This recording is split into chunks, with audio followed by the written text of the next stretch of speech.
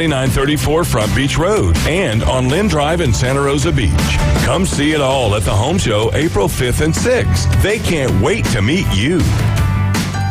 As a realtor, it's important who you choose as your title company. May we suggest South Oak Title? Their offices are modern, comfortable, and state-of-the-art. South Oak Title can close transactions in any location in Florida, Alabama, and Tennessee. Their free mobile app allows realtors to deliver a net sheet in seconds. They provide mobile closing services to accommodate buyers and sellers. Their offices are beautifully decorated, state-of-the-art, complete, safe, and secure. South Oak Title, creating a better title and closing experience through technology and tailored service. Visit them online at southoaktitle.com. WPLQ Port St. Joe, WGSX Lynn Haven, powered by Panama City Toyota.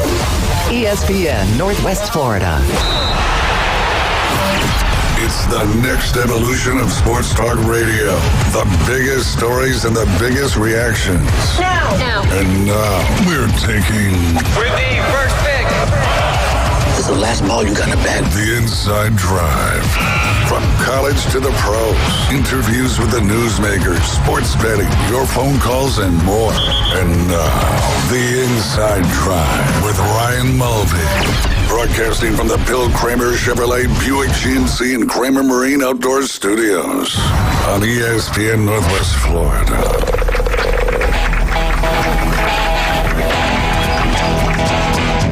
And good Friday morning. You're listening to the Inside Drive live here on ESPN Northwest Florida. I kind of like this song, I think, going forward for our intro. What do you think, Jay? I think it starts out, yeah, this is good. It's just gets you going. It does. Not that back then doesn't, but it's just a completely different genre and song. Yeah. And it just feels right today. I don't know who it is, but it sounds good. It does. Who is it?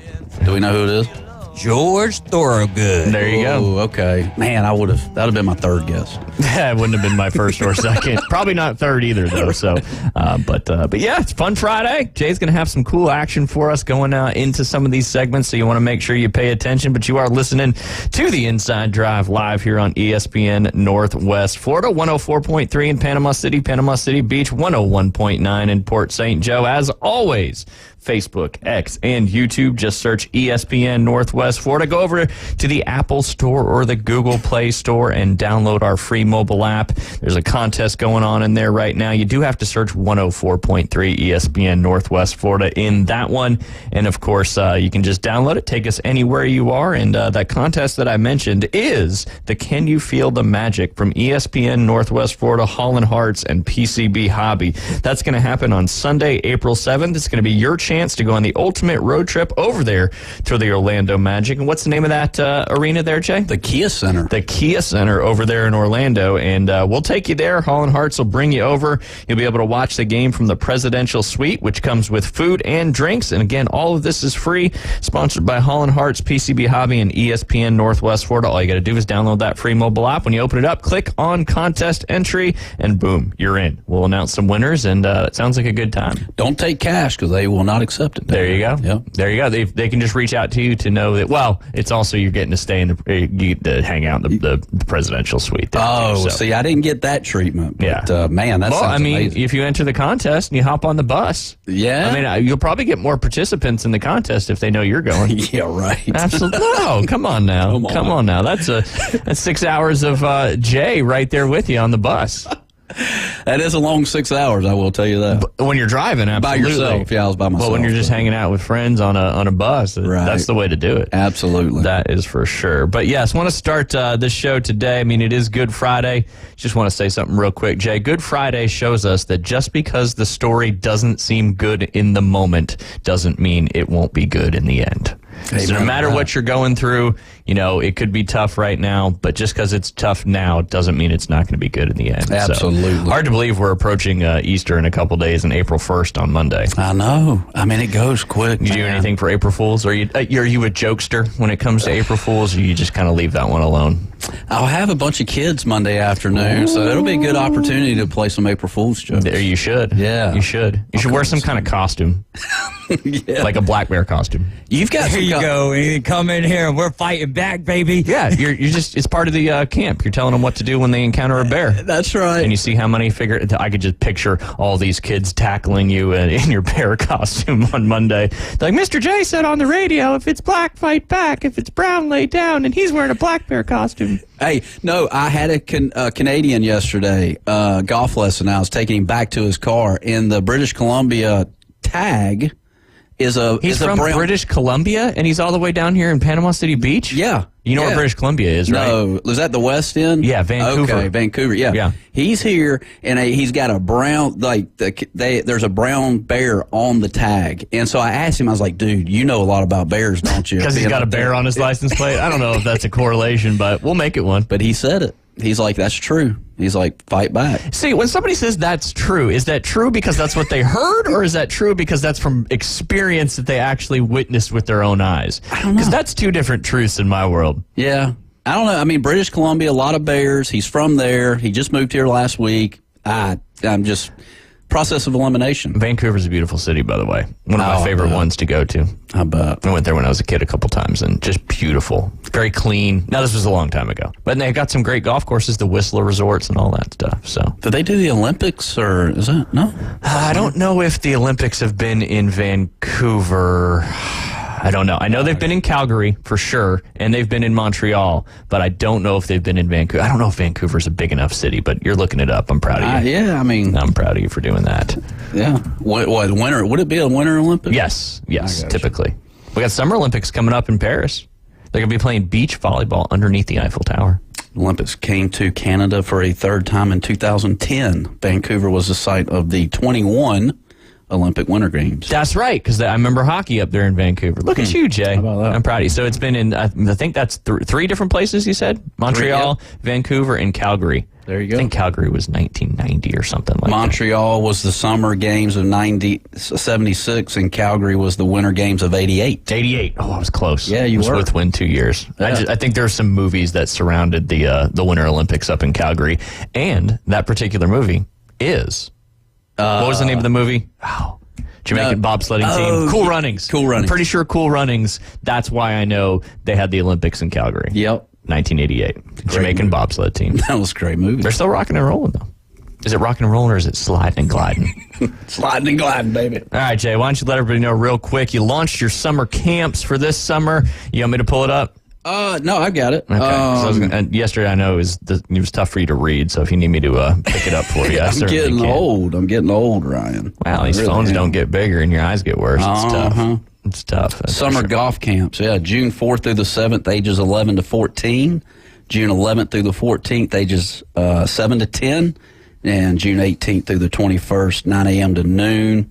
9 a.m. to noon. And then July 9th through the 12th, ages 11 to 14, 8:30 to 11:30 each day. There you go. So Lots of there's opportunities. We're going to keep hitting you with that because those things have a tendency to fill up pretty quick, don't they, Jay? They typically do. So if you are trying to get your kid into one or two, because there's multiple opportunities for each age group, I would suggest doing it quickly as they do fill up fast. And where's the best way to sign up? Golfwithjay.com. Seems like all roads lead to golfwithjay.com. That's right. That's it. It's not just a sign up for your lessons, is it? Well, yeah, I mean, it can go either way, right? Like, I mean, Do you get a lot of inquiries through golfwithjay.com? Is that how you and Joanna met? Sometimes. Hey, Yeah. golfwithjay.com. You know, it can go in many different directions. Dirt road can go. Dirt Road Anthem. Yeah, there you go. You can go wherever. It's a great website, golfwithjay.com. Pay $9.99 for it. I mean, apparently there's not a lot of other Jays out there trying to bid for that domain because $9.99 is a heck of a price for a domain. I got it. That's it. Yeah. Lock it in. Don't let it expire because if you ever lose golfwithjay.com, we are in trouble. Yes, we When are. does it expire? Usually it's... Don't say that because I was gonna say I'm gonna get it the day after it expires and be like, oh, now it is $19.99. I'll see you next year for the $29.99 update. I would go in and put the auto renewal in there. And that's the way business works. It's true. Supply and demand. That is for sure. That is for sure. But yes, lots of good opportunities for the kids this summer. I mean, there's tons of stuff for the kids to do all summer long throughout the entire county as well. But, you know, if you're wanting your kid to either stay in golf, get better at golf, there's only one place to go, and I would recommend that being golfwithjay.com. No doubt about it. All right, what else we got going on? So much to talk about, so much fun on this Fun Friday. We're going to live in the college basketball and baseball world for most of the day today. It is Friday, so we do have Aaron Bearden coming up at 12:20 and lots of fun facts. But I want to give an update real quick after we had the four Sweet 16 games yesterday. The other 4 will be tonight. But if I can pull it up as quick as I can, I want to see who's currently leading the ESPN Northwest Florida Big Bracket Challenge. Let's find out about that. Groups, we got ESPN Northwest Florida. Ooh, 63rd. That's not very good. 103. Not doing good. 103. 103 is the total, but we've got ESPN Fan with a bunch of numbers and West Virginia both with 560. They're in the 96.4% in the bracket, but the ESPN Fan with a bunch of numbers, 1600 max is by far the highest right now, although you do have several people tied for third.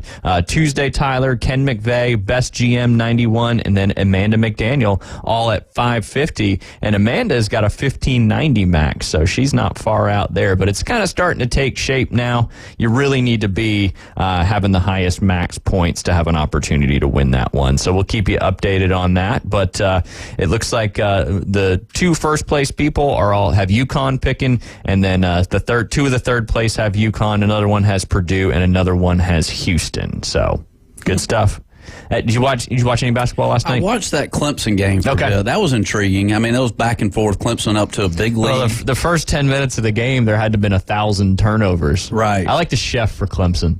Yeah, and the guys and the fans wearing the chef's hat. Yeah, that was fun. That was cool. I didn't really know about him, and again, that's what's beautiful about March Madness. Mm-hmm. But yeah, I mean, at this point, after watching UConn again yesterday, I don't know. I don't know who's going to beat UConn. And what's crazy is it's basically a completely different team from their national championship team last year. But they got guards that can shoot threes. They're good down low. Yeah. They're great on defense. I just definitely think they're probably the most complete team left in the tournament. I think it's just going to be tough for someone to beat them in that particular matchup. But had some good games yesterday. 3 of the underdogs won according to the Vegas odds. So for the experiment, the Caveman Rick, and I dove into that one. It flipped from the second round where he only had 1 upset, but as of yesterday, 75% of the underdogs won that yesterday. Were you surprised to see that, Jay, or is that just kind of college basketball in general?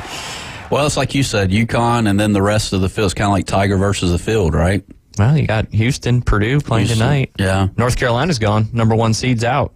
Roll that. There you go. Roll. See, they're like on a mission.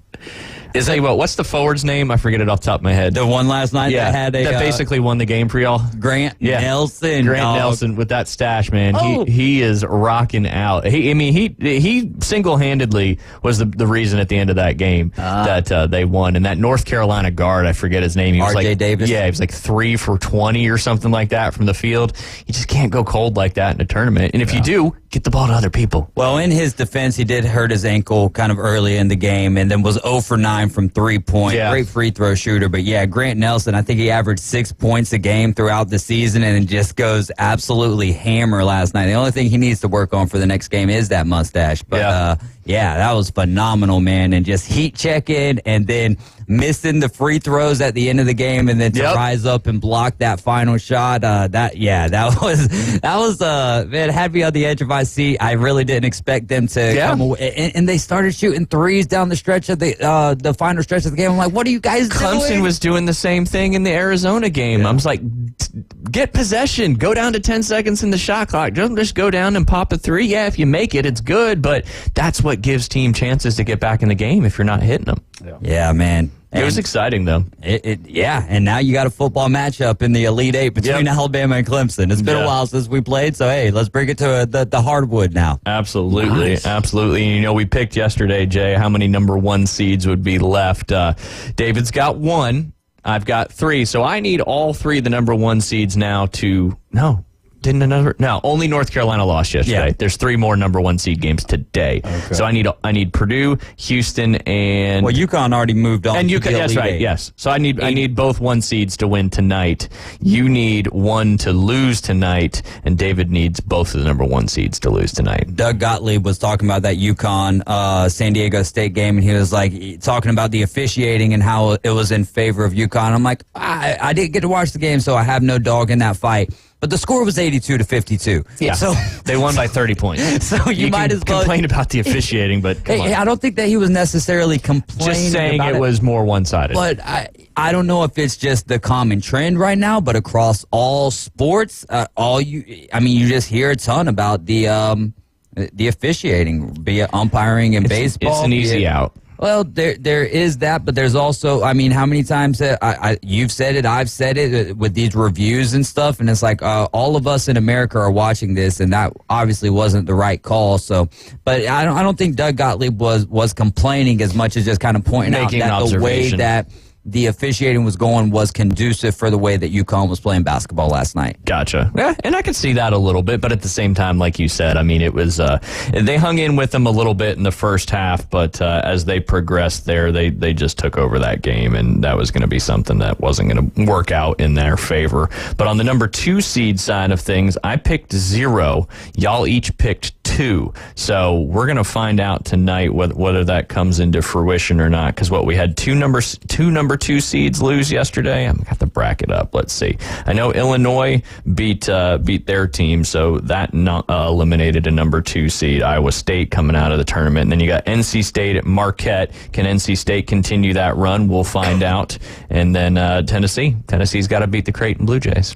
Watch out for those. When is the Final Four, or when is the actual last game? So the national championship is on Monday the 8th. Okay. Next weekend, you'll have both of the Final Four games on Saturday the 6th, and then the Monday will be the national championship night. So really this weekend and next weekend, and that's it. That's it. And you know that Monday of Masters Week is always the college basketball national championship since they expanded the tournament. Oh, okay. Yep. All right. Recently. I don't say always like forever. I mean like within the last few years. So it kind of ends the basketball season for college and kicks off the Masters Week golf season, that's for sure. But some big matchups coming up tonight. Don't have time for local sports. We might do some local sports a little bit later on. I want to talk about something that probably no one's even paying attention to, but you've also got the men's Frozen Four tournament going on right now, and there was a barn burner yesterday. Is the ice still around? Yeah. It was a small barn. So it was just a small piece of the ice that got melted. But you're advancing on now to the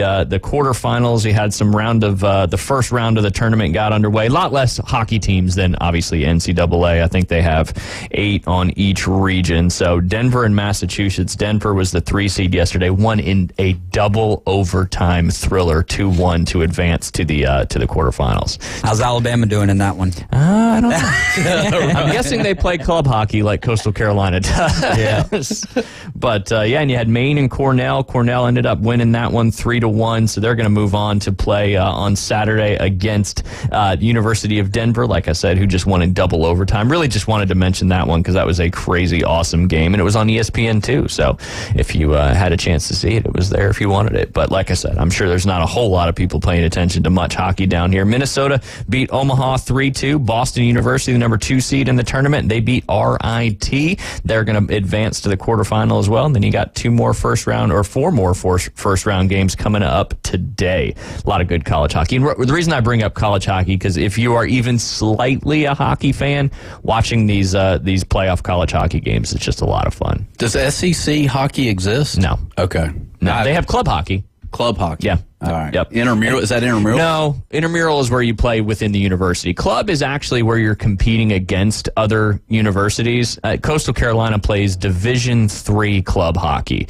and they've actually won the national championship. I put it in quotes a couple times, and they did it again this year, which was pretty. Are there referees and everything? It's hockey. They're playing hockey. It's just club level. I got you. It's not a quote unquote varsity sport there. Florida won the SEC Hockey Club Championship. There you go. Huh. Go Gators. How about that? And I wish Coastal would have had club hockey when I was there. Yeah. A bummer. Yeah. But I think they built an ice rink in Myrtle Beach since then, so that's kind of was a key part of that. You can't play or practice hockey ice-wise unless you got a rink. But I don't know. It's one of those things they say.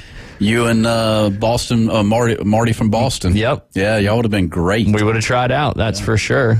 That is for sure. All right, what's Max Delight sending me here? Ooh, Max has a bracket that's got Houston winning it, and he's in a group. He's in the 99th percentile. He's got 630, so he's got 63 correct picks there. He's ranked 33 in that one. Yeah, that's like bragging on your backup quarterback. Love you, Max. I only say that because actually he said that in one of the groups. I was like, oh, you really going to brag on that bracket? But no, that's still impressive. Yeah. I don't care. If you take some time to put a bracket together and you're in the top 100,000, that's impressive. Yeah, no doubt, with as many as in there. I mean, 99.9 percentile. Max delighted. I think it's delighted. I know, but delighted. Delighted's so much better. I do. And he's such a happy fellow. He is, yeah. No doubt. No doubt. Delighted to have a friend in Max Delight. There you go. Right. Again, that should be on a shirt as well. He should market that. Max, not shade. Oh, man. So you're playing intros, not outros, right? Intros only. And it's Okay. just guitar. I'm not singing. I can't sing. So. No, you can sing. No. That's what I said. If you have a country voice, you can get away with singing a lot more than a voice like mine, which is Well, all terrible. right, then. See? There you go. There you go. When we get back, I think it's time to dive into a little bit of opening day baseball action, as there was a lot of exciting stuff going on yesterday. Banners being hung, milestones being happened. We even had a walk-off in extra innings yesterday. You guys are listening to the Inside Drive live here on ESPN Northwest Florida. We'll be right back. 104.3 ESPN Northwest Florida. This is Braves country. This is unbelievable. The Atlanta Braves season opener has been rescheduled due to weather. It's the Braves versus the Phillies today. Spencer Strider squares off against Zach Wheeler, and we'll have coverage starting at 12:50. First pitch at 2:05, live from Philadelphia. Right here on your home for the Atlanta Braves on the Gulf Coast. ESPN Northwest Florida. Good morning. This is Joanna on ESPN Northwest Florida with your forecast on this Friday. Sunshine this afternoon and evening with a gentle breeze at 10 miles per hour coming out of the south-southwest, and look for the high to be 70. Tonight, there will be mostly clear skies with the temperature reaching 57. Mostly sunny tomorrow with a high of 71. Sunday will have a high of 73 and some sun. This weather is sponsored by Mid-South Lumber, the best little lumber yard in Panama City. Thank you for listening to ESPN Northwest Florida. Rely on it. Do you use the expensive blue or yellow pills to charge your sex life? Are you thinking about it? What if we can promise you the same results for less than $3 a pill? If you're paying $20 a pill for the other pills, you're getting taken to the cleaners. Our pills deliver the exact same results for less than $3. You'll save more than $16 a pill for the same results. And right now, radio callers will get 44 blue or yellow pills for $120 with free discreet shipping. You can save more than $700 off pharmacy prices. Charge your sex life now and save a ton of money. Call now and get your 44 pills and save over $700 and qualify for free shipping. Stop overpaying and call right now. Paid for by Steelman Pills. 800-261-7365. 800-261-7365. 800-261-7365. That's 800-261-7365. The locals love him. You're going to love this. You are my favorite. It's my favorite. Everybody's favorite. The Inside Drive with Ryan Mulvey. Live from the Bill Kramer Chevrolet Buick GMC and Kramer Marine Outdoor Studios on ESPN Northwest Florida.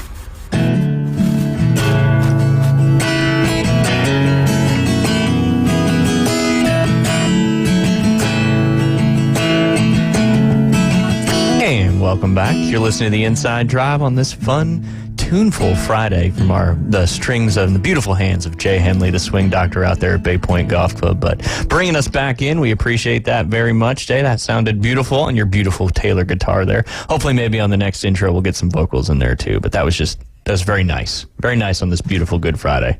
Thank you, Ryan. Absolutely. Yeah, you had to adjust your mic for the guitar. Maybe one day we'll have an extra mic for your guitar. If this continues to be a thing, that is for sure. Yes, but yeah, Braves officially get underway today after a weather delay yesterday. So we're excited to get that action. That'll be right here on ESPN Northwest Florida. Coverage coming on right after the afternoon drive, the afternoon drive, the Inside Drive, and then that. yeah, there you go. Combination of the two shows, and then afterwards, the first pitch will be at 2:05 again. Right right here on ESPN Northwest Florida. And speaking of the Braves, we do have a caller on the line that I think wants to talk a little bit about those Atlanta Braves, and that's Rick. Rick, how are you doing today?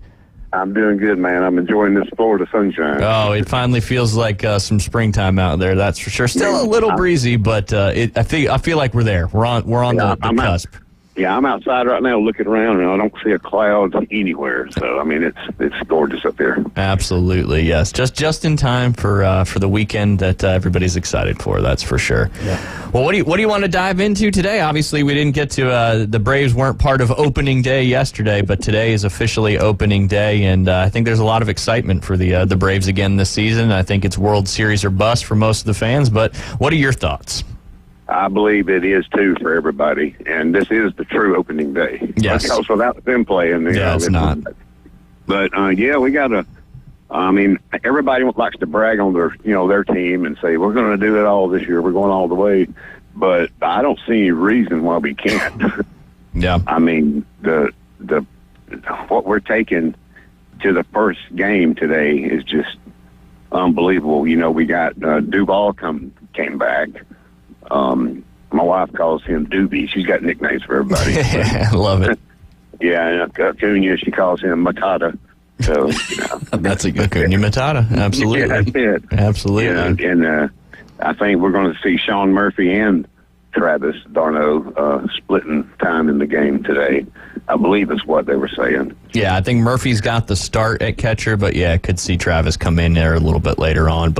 And Spencer Strider obviously is projected to be one of the best pitchers in the league again this year, and he's getting the start on the bump this afternoon. So that'll be exciting to see how he goes. Big time pitching matchup against Wheeler and the Phillies. So this could be a tough game. I think I saw the over/under total, and I need to just double check that before I put my foot in my mouth. But I thought it was 7.5 is the over/under total in that game, which I got him at 8. There you go. It's just it's either going to be like a 2-1 game or a 10-8 kind of game. So it'll be interesting to see. But let me ask you, Rick, while you're on the phone, what do you think? Not that we want to live in the past, but obviously the Braves last year had an unbelievable season, set several records. But what do you think caused the stumble in the playoffs? Do you think it was the records maybe got more in their way than focusing on playing good baseball all the way through?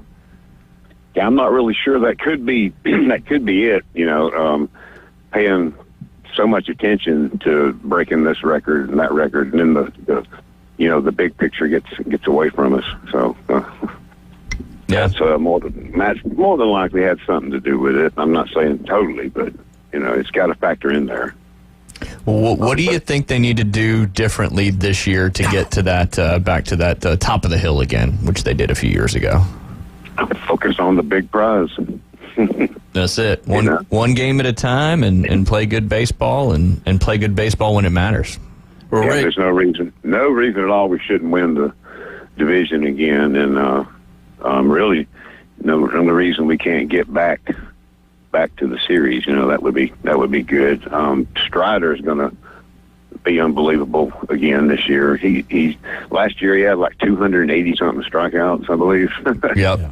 And like David was mentioning yesterday, added a curveball into his repertoire in addition to that nasty slider he throws. So we shall see. Now, unfortunately, we won't get to see what's his name that. He hadn't been a pitcher. He was a utility guy. Oh, Charlie Culberson. Yeah, but then again, at the last minute, they're like, nah. Yeah. We gave you spring training, and it would have been a great story, but yeah, that just won't work out. Maybe later on in the year, whenever we clinch the division near in September. Yeah, we're looking forward to it. He's a real likable guy. So. Well, absolutely. I know the Mets have been such a big rivalry in the past with the Braves. Do you think the struggles that the Mets have been having the last couple of years have kind of, it's kind of lackluster, and the Phillies have become more of our rivals, Rick? Definitely. Yeah. Definitely. We've been to several games where we played the Phillies in Atlanta. And matter of fact, speaking of the Mets, we're going to be at the stadium April 10th and 11th for the home opener series up there. Oh, sweet. Yeah. And they played the Mets on the 10th and 11th. And the 11th is my wife's birthday. That's kind of what the whole trip's about. But nice. There you go. Nice. There you go. That'll be fun. Sounds like you guys are a tight family of big-time Braves fans, which makes it a lot of fun. Oh, yeah. Her favorite saying is, if you cut her, she'll bleed little tomahawks. I love that. Again, that needs to be on a shirt, too. That's right. It does. That's a good idea. I'll see. I got a guy in the shirt business. There you go. I mean, that one's got a good one right there. I mean, obviously, you'd need some licensing to use the logo and that kind of stuff, but I love the Braves so much that when you cut me, I bleed little tomahawks.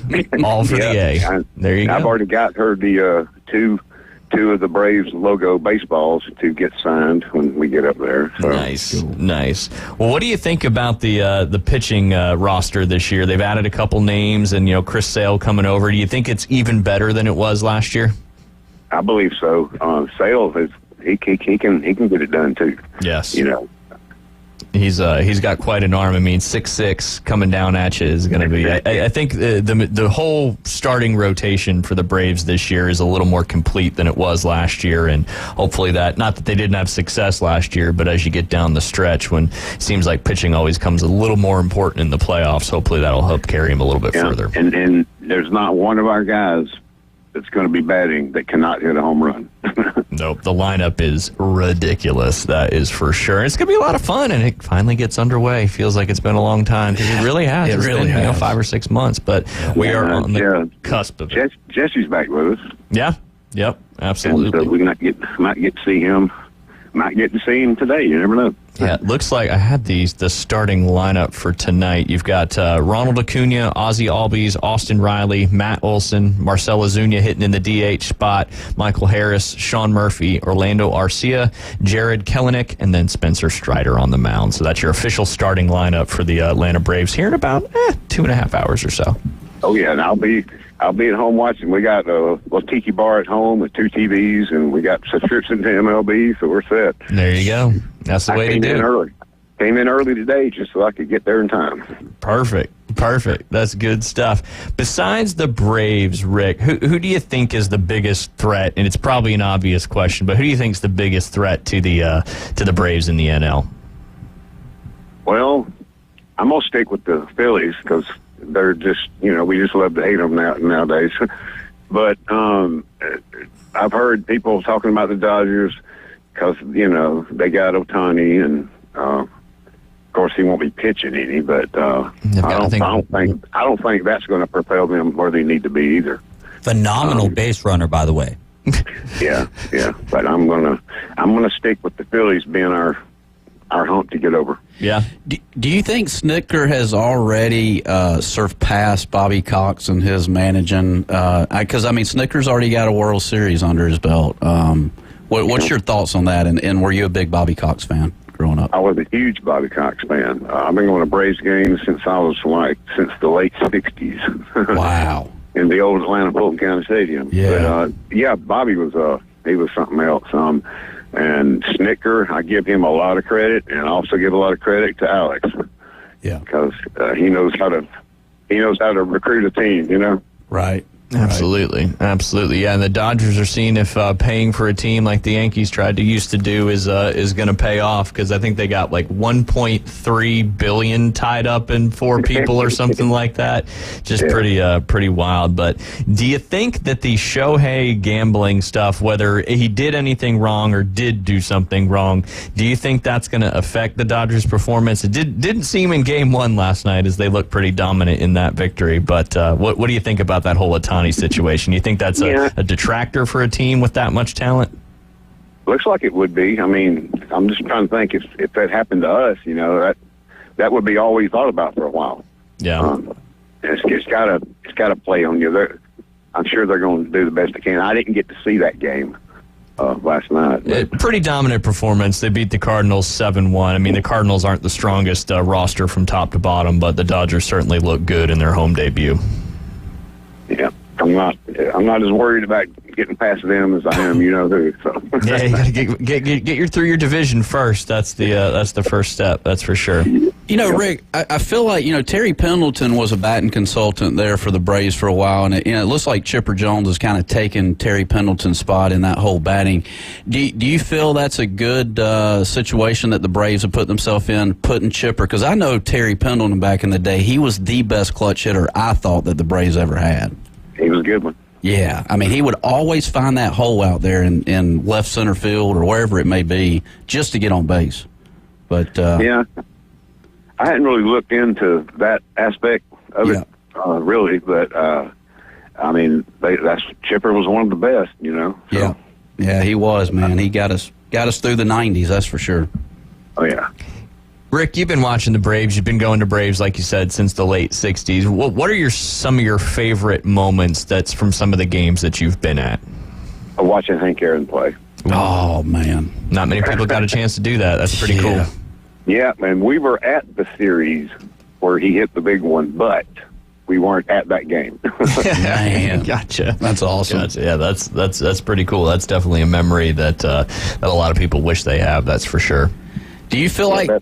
Do you like that whole north side atmosphere up there, or do you still miss Turner Field and Fulton County Stadium? To be honest, I feel a little bit safer at the new one. Yeah. The neighborhood and all, because in Smyrna, there's not a whole lot, kind of constructed their own city around it, so to speak. Yeah. And the old stadium, was right there, almost in the ghetto. So. Yeah, that's true. I had been there for a while though, too. Yeah.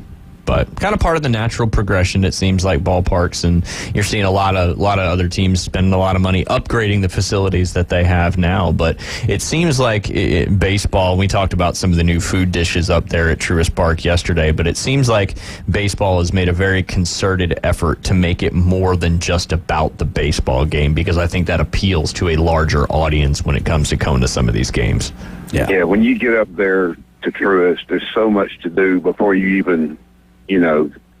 before you even get to your gate, Yeah. And then, the battery's right there, and there's all kind of stuff going on, and vendors and stuff set up everywhere, and the restaurants, and it's just a good atmosphere, Absolutely. All right. Well, let's get to this afternoon's game. What are you thinking? How do you think it's going to play out? I know it's just 1 out of 162, but getting off to a good start, like Jay said yesterday, is seems to be key for teams in a long, good season. Well, I'm hoping and I'm thinking we're going to come out swinging, and I wouldn't be surprised within the first 3 innings, for it to be, like you said, 3-3 or maybe even 5-5, Well, arguably going against two of the best pitchers in the league, both of these really good offenses. So it should be a matchup of strength against strength, that's for sure, and could end up being a really, really, really good baseball game. Yeah, sometimes I wish they'd be like the old days, back Smoltz and them, they pitched the whole game. Yeah. And I see why they don't, but I'm like, sometimes I want to, we got people that can do that. Yeah. No doubt. We're not going to see it. So. That made me think of something funny when we were at Liam's baseball game Monday night. My dad was sitting there next to me. My dad grew up playing baseball. He was on this is how long ago it was. He was on the minor league team for the Brooklyn Dodgers at that point. Oh, wow. He got all the way up to AAA ball, but he was. Because Liam's really only been pitching for a couple games. That's all he's ever pitched. He plays football. He's a quarterback. But anyway, he's throwing it, and my dad's like, back when we were playing, we were throwing all the time, constantly. And I look over him and said, how many shoulder surgeries do you have? He's like, I've had both my shoulders replaced. Right. I said, so there you go. Yes, y'all were great at throwing baseball when you were young, and by the time you were 9, 10 years old, you had great command and control, but you paid for it. And now I think that's why you see a little bit less of that. You see the pitch restrictions, even in, young ball and stuff like that. So I just thought there was a funny observation when you said, these guys go the whole game. That made me just think of that. But certainly safety has, I don't want to say gotten in the way, but changed the way a lot of people approach the game growing up, at least in the United States of America. Yeah, and bringing them out early bringing our guys out early doesn't bother me at all because I know what we got in the bullpen. So. Yeah, exactly. You got to have that complete pitching rotation and roster to make a deep run. That there's no doubt about that. Now, Rick, are you a golfer as well? No. Every time I remember when I was real small, barely old enough to remember, in my dad's closet was a golf bag full of clothes. And I never saw it come out of that closet. So every time we went anywhere, it was to a ball game. Yeah. Or fishing or camping and stuff like that. And so for him not being in it kind of never got me into it. And I've had people say, hey, man, you need to come out. I'm like, man, the way my shoulders are right now, like you said, and I never really played that much baseball, a little bit in high school and stuff, but my shoulders are about shot, so I don't think I would do any good on the golf course. Maybe putt-putt. Yeah. There you go. That's my speed right there. That's right. Well, that's a good one, that's for sure. So looking forward to getting the season started underway. We've got about 2 minutes left. Anything else you want to dive into real fast? I think I about covered what I wanted to. Man, it's going to be fun when we do get to go. I'm looking forward to. I'm already in my mind. I'm already in Atlanta, sitting in my seat. Yeah, it's awesome to have something like that to look forward to going up and making that trip. And it's nice. It's really not that far to get there. Where are you guys sitting, Rick? The first game we're going to be kind of up a little bit, but in between home plate and first base. And then the second game, the only day game we've ever been to, we're going to be right behind the dugout. Oh, nice. Good seats. That's going to be fun. Yeah. That's how your bride's going to get those autographs right there. That's good stuff. Very strategic. Oh, yeah, they open. Yeah, Truist opens 2 hours before the first pitch, so there's plenty of time to get in there and mingle. Well, and that's the beauty of going to a baseball game. It's not just going to the baseball game because these parks have so much to offer. You go there early and you make an entire experience out of it, and that's just what I love that a lot of these baseball stadiums have done. Is it's not just for the avid baseball fan that wants to go there and just watch the game. There's so much other stuff to do. Well, Rick, we have ran out of time in this segment. We got to hear another beautiful intro from Jay Henley when we get back. We appreciate you giving us a call. We appreciate you listening, and you'll have to give us a report when you get back from those Brave games here in a couple weeks. I definitely will, and you please tell Jay to tell Joanna hey for me. We'll do it, no doubt. Yes, sir. I think a lot of these songs are written for her, if I'm not mistaken. But, Rick, we appreciate your time. Enjoy that Braves game this afternoon. All right, thanks, brother. Absolutely. Y'all have y'all have a great rest. I was going to tell him he have a great rest of his day. But we'll be right back with whatever song you're about to bring us back with. ESPN Northwest Florida has your chance to win a pair of tickets to the Geico 500. Join Coach Hale mornings at 7:15 and 8:15 to enter. The Race to Talladega. Then at 12:15 and 5:15, listen for your name called. If we announce your name, race to the phones. How long it takes you to call 850-215-6290 is your qualifying time. The fastest qualifying times win a pair of tickets to Talladega. Right here from ESPN Northwest Florida. Attention homeowners, are you dreaming of a backyard oasis? Look no further than S&R Fencing, your go-to destination for quality outdoor transformations. At S&R, they specialize in crafting custom fences, decks, retainer walls, and all exterior construction that not only enhances the beauty of your home, but also stands the test of time. Their experienced team takes pride in delivering top-notch craftsmanship with a personal touch. S&R Fencing, locally owned, licensed, and insured, and a member of the BBB. ESPN Northwest Florida is an active member of the Panama City Beach Chamber. We want to introduce the newest members to the Beach Chamber: Trayton Homes of Florida, B&C Fire Safety, Carrie Cameron and Associates Dream Vacation, Sun Life Pools and Spas, Paradise Nutrition, Rachel's Bags of Love, Shoreline Maintenance Group, and St. Andrew's Episcopal Church. Congratulations from the only local sports talk station, ESPN Northwest Florida. Tax Talk with Straight Talk.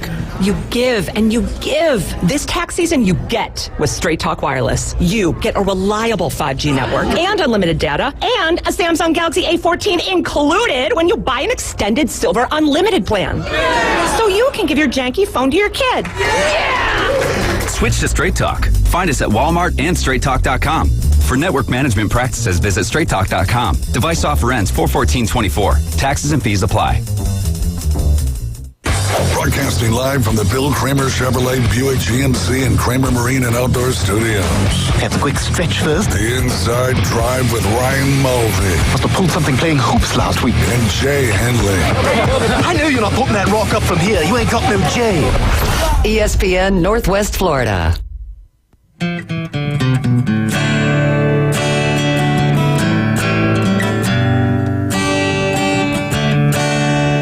And welcome back. You're listening to The Inside Drive live here on ESPN Northwest Florida. It's Fun Friday, but it's also, I don't know what to call it, Acoustic Friday. A Braves fan can survive. A country boy can survive. There you go. There you go. Right from the beautiful hands of the Swing Doc. Jay Henley out there at Bay Point Golf Club. You guys are listening to The Inside Drive. We are talking Braves baseball today, getting ready for their opening day and all the good games on the docket today. You got Sweet 16 games coming up tonight. Real quick, we want to hear a little bit of a clip from what Spencer Strider had to say leading up to the start of this season. Absolutely. I think rhetoric is one, especially where we clinched so early in September. I think just changing the way we talk and the goals we set and what we verbalize into existence, that's going to be important for us. I think that, there should be no acceptance of anything less than winning a World Series in this organization. This is I said it a little bit ago, and I believe it. I'm biased, but this is the most talented team in baseball. We need to set our bar as high as possible, and anything less than that is an underachievement for us. It kind of fills in right with what we were talking about in the last segment with Rick. It's World Series or bust for the Braves, and the players believe it. And that brings me to another point, which we were talking about, the records and the distractions and all that stuff. But, I think sometimes, too, looking from the outside in, clinching so early, you lose the focus a little bit maybe, and maybe that was a reason why they stumbled through that series, and then you miss that you play baseball almost every day. You typically get, one game off a week or 1 day off a week, something along those lines.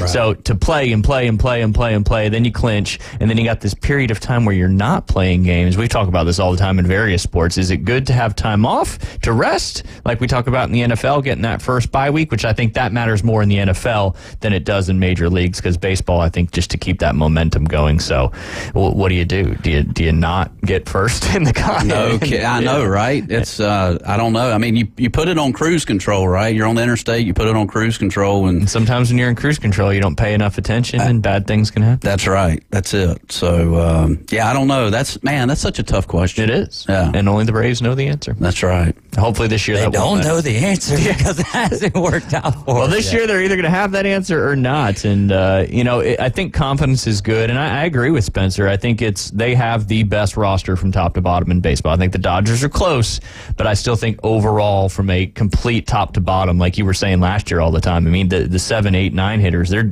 almost just as good as your first 4 hitters. That's in the lineup. right. So that's how you have long-term success in baseball and win more games than you lose. That's for sure. I would say still that the Dodgers have the best roster in baseball, and they're deeper, and they also, if the Braves have an injury, Yamamoto sucks though to this point. I mean, to go off of one start my first pitching pick in fantasy baseball. Oh, although I had a nice little comeback yesterday, thank goodness. But he turns it around, and then all of a sudden, they have definitely one of the best, if not the best pitching staffs. Their farm system is so deep. But when you look at just the 26-man roster for the Braves and 1 through 9, I would say that they're stronger. But an injury changes all of that as well. Now you also adding Adam Duvall in for the Braves. But at the end of the day, the roster on paper isn't the roster. That's not the most important thing, because how are you guys gelling as a clubhouse? Now, also with all of this stuff with Shohei Ohtani, that is going to be weighing on his mental. There is no doubt about that, right? Because he's going to have to be doing interviews with the FBI, with Major League Baseball. That's going to be a factor there, and that could also throw off the cohesion of the clubhouse. So I think that the Braves have an edge there. But the team to watch out for is the team that's taken us out of the playoffs the last 2 years. The Phillies have a great roster, and it gets overlooked, and their 1-2-3 is just as strong as our 1-2-3. Absolutely. And no one's talking about the Metropolitans either, so that could make them scary as well, because what have we seen the last couple of years in baseball? Those teams who get hot right there at the edge of October. That aren't supposed to be there. Exactly. Yeah. They take off. The Diamondbacks were not even going to make the playoffs. provided that the Cubs beat the Braves, but Seiya Suzuki misses a root fly ball. Man, I forgot and about then all that. of a sudden, the Diamondbacks get into the playoffs and make that run. So at the end of the day, for the Braves, when you get close to that clinching time, and then you do clinch, if that ends up being the actual reality of this, you've got to play every game like you're going to clinch the division. Absolutely. Don't even get out there and shake hands after you clinch the division for the banner and all that stuff. Just like continue to play until 162, and then at 162, shake hands. All right, we're done with the regular season. Now it's on to the postseason. So, and like you said too, you were talking about the culture in the clubhouse and all that stuff. That's got to come from your manager and your player, director, player personnel, and all that stuff to keep them focused. And obviously, it's awesome to win your division, to break the records, all that stuff. That's cool stuff. But at the end of the day, Acuna, he's came out and said it. He said, we should win the World Series. I will not be satisfied until we win this World Series. And if everybody's got that mentality because of what happened last year, that could be a very, very powerful thing. Now, question for both of you gentlemen. Shohei Ohtani doesn't speak English. He has an interpreter. How does that impact the culture in the clubhouse? Obviously, he was with the Angels for a long time. And, Shohei, I was just reading something. It went away on my phone. But, nobody found out he was getting married an hour before he got, married. Nobody found out about the Dodgers thing until he's very secretive and very quiet with a lot of the stuff he does. I'm going to try to find that again real quick. But do you think now, with all the craziness going on, do you think that's going to weigh a lot more? Because, the guys in the clubhouse can't really sit and talk with him about what's going on. Probably one, because he's not going to talk about it. And two, there's certainly a language barrier there as well. And I'm not saying the language barrier is something that can affect culture, but I want to get your guys' thoughts on that. They can go on Babbel and learn like in 2 weeks. That's exactly. You learn Japanese in 2 weeks. That's what they advertise. 2 weeks you can learn another language. So that's maybe we need to be suing them for false advertising. What is their definition of learning another language? Hi, bye, please, thank you. But basically what they're advertising is you can travel to that country and basically survive, catch a cab, or talk to your hotel lobbyist, go to the bathroom. Yeah, there you go. Yeah, go to the bathroom. Yeah, they'll teach you hi, bye, and then here, use Google Translate when you're in any conversational experiences. Yeah. It's so funny as Babbel, right? You think how much is Babbel are you paying for this segment? Right? We'll get off that. I'm just kidding. Yeah. But back to the question. What do you think that matters in the culture in the clubhouse? Yes. Yeah. Especially when you've got somebody of this stature that has got statutes typically have to do with laws. Yeah, go ahead. But the Dodgers have put all their eggs in this dude's basket, and they're going to protect him. And a couple other dudes' baskets as well. But But all this off field stuff, I just don't want to buy into it. You know what I'm saying? I just want just see if this guy can perform the way that he's supposed to perform, and he's one of the guys that can hit and pitch, do all that kind of stuff, right? And let him play the game and keep all this stuff. Let me ask you this before I get your answer. Do you think if he was still able to pitch this year, it would make the Dodgers even more deadly? David Hayes. 100%. Yeah, because he's a great pitcher too. Yeah, because then you're looking at Shohei, Yamamoto, Bobby Miller, Clayton Kershaw. I don't even know if they still got Dusty May. I think he got injured and will be on the injured list to start the season. But that kid's electric as well. Jay Chapman's a huge fan of what Dusty May brings to the table. So, they would be absolutely more dangerous. Now, when it comes to the cohesion in the clubhouse, I think that it's going to be a factor. But just like anything that is a factor, you get to choose each day, like you've said, you get to choose the attitude that you're going to have once you wake up, right? And you could even start the day off on the wrong foot and choose to be like, all right, I'm not going to stay in this mindset the entirety of the day. So the language barrier could be I would imagine that in that clubhouse, he's a little bit more talkative, relaxed. The language barrier may not be as big of a thing as what we make it out to be, because obviously they're not going to bring out to the media that maybe he can talk as much English, and he probably can. Yeah, exactly. Like by now you would think Japanese people are pretty daggum smart, right? As a stereotype. So I would imagine that he knows enough English to be able to carry on a baseball conversation with these fellas. And at the end of the day, just just like with any job that you do, right? What is your job when you walk inside that door? You got to leave all of your baggage at the door. Absolutely. And at that point, your focus is baseball. So if their focus is baseball and what they can do to become a better team each and every day, then they're going to be fine. Yeah. But, I mean, you said it, David, a few months ago, there's two types of leaders. It's the verbal leaders, right? Or he can lead this Dodger team as far as, like, his workout regimen, what he's doing on the field. He can be a leader that way, too, without speaking. Well, and I think in behind closed doors, and the tough thing about it is the media attention that they're going to get, even more so than they would have because of all the things that have happened with the Dodgers signing him and signing Yamamoto and paying all these guys a bunch of money, really putting their all eggs. Now they have this whole other facet of media attention that is a negative thing, and it's up to that team and the manager and the clubhouse to keep that noise blocked out to be successful on the field. Obviously off to a good start yesterday, 7-1 against the Cardinals, but long way to go, that is for sure. And again, though, like, you know, Shohei Ohtani is not even brought in to be the leader of this club. He's like a bishop or a knight like in a chess set, right? Like your queen, your true leaders here are Freddie Freeman and Mookie Betts even, and Clayton Kershaw. You know what I mean? Like like that's the thing is we put so much over there in Los Angeles. It was Trout and Ohtani, and then everybody else. He might be the best player. He might have if you're looking at an MLB The Show roster or whatever, he might have that 99 overall, but at the end of the day, there's no attribute there for leadership and who runs the clubhouse there, and that's going to be Freddie Freeman and Mookie Betts. Those guys, they can look how many wins they have last year without Shohei Ohtani. Yeah, quite a few. Shohei Ohtani could get banned for the rest of the year, and the Dodgers are still going to be just as impressive as what they would have been without ever signing him in the first place. Yeah. Now it's just that was that piece to push them over the top.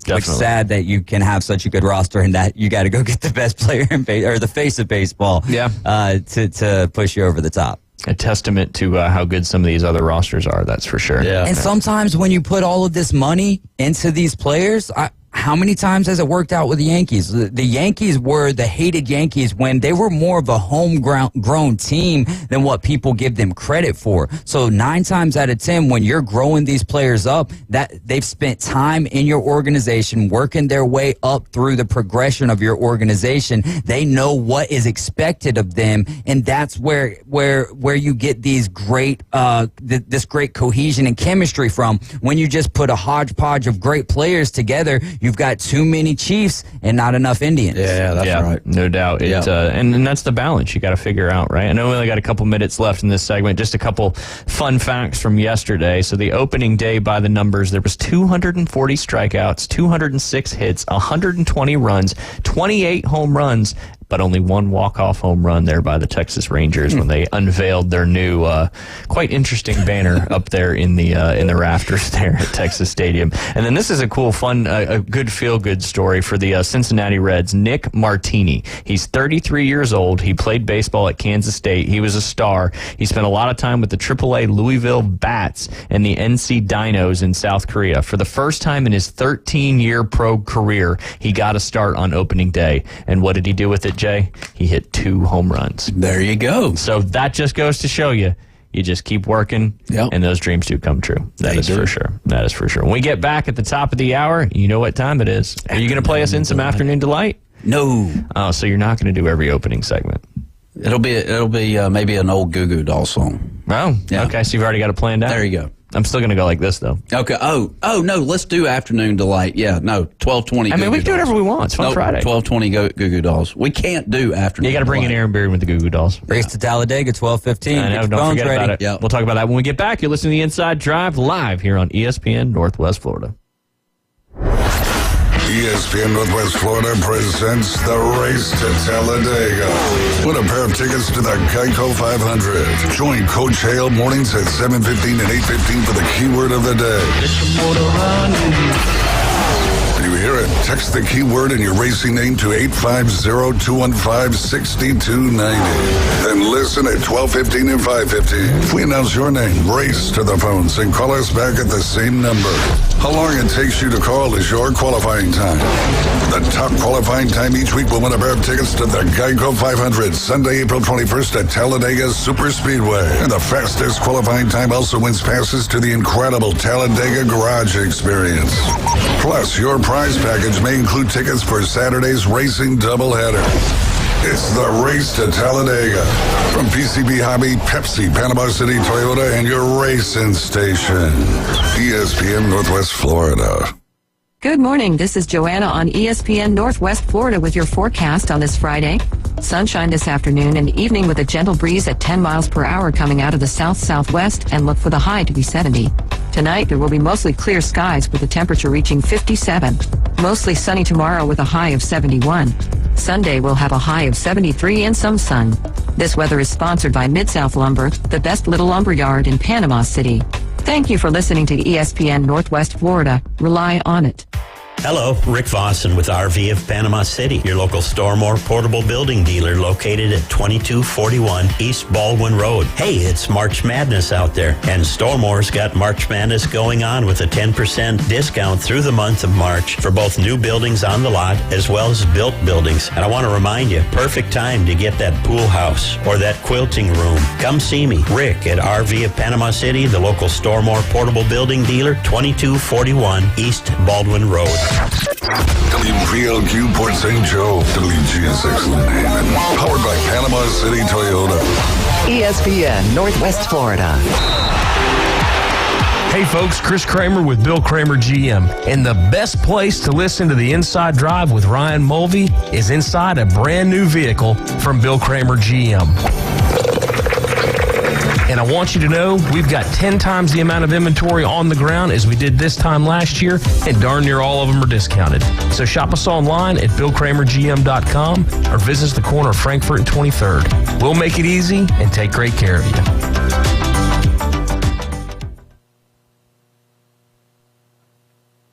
And now the Inside Drive with Ryan Mulvey. We're going to have a talk. Tell me what you know. You're out! Broadcasting from the Bill Kramer Chevrolet Buick GMC and Kramer Marine Outdoor Studios. It's a frantic noise. ESPN Northwest Florida. Rockets in flight. Afternoon delight. And welcome back. You're listening to the Inside Drive live here on ESPN Northwest Florida. This fun Friday. Hard to believe the week is already coming to an end. Hopefully you're enjoying this Good Friday and have a great Easter weekend. But the weather for the next several days looks to be absolutely spectacular.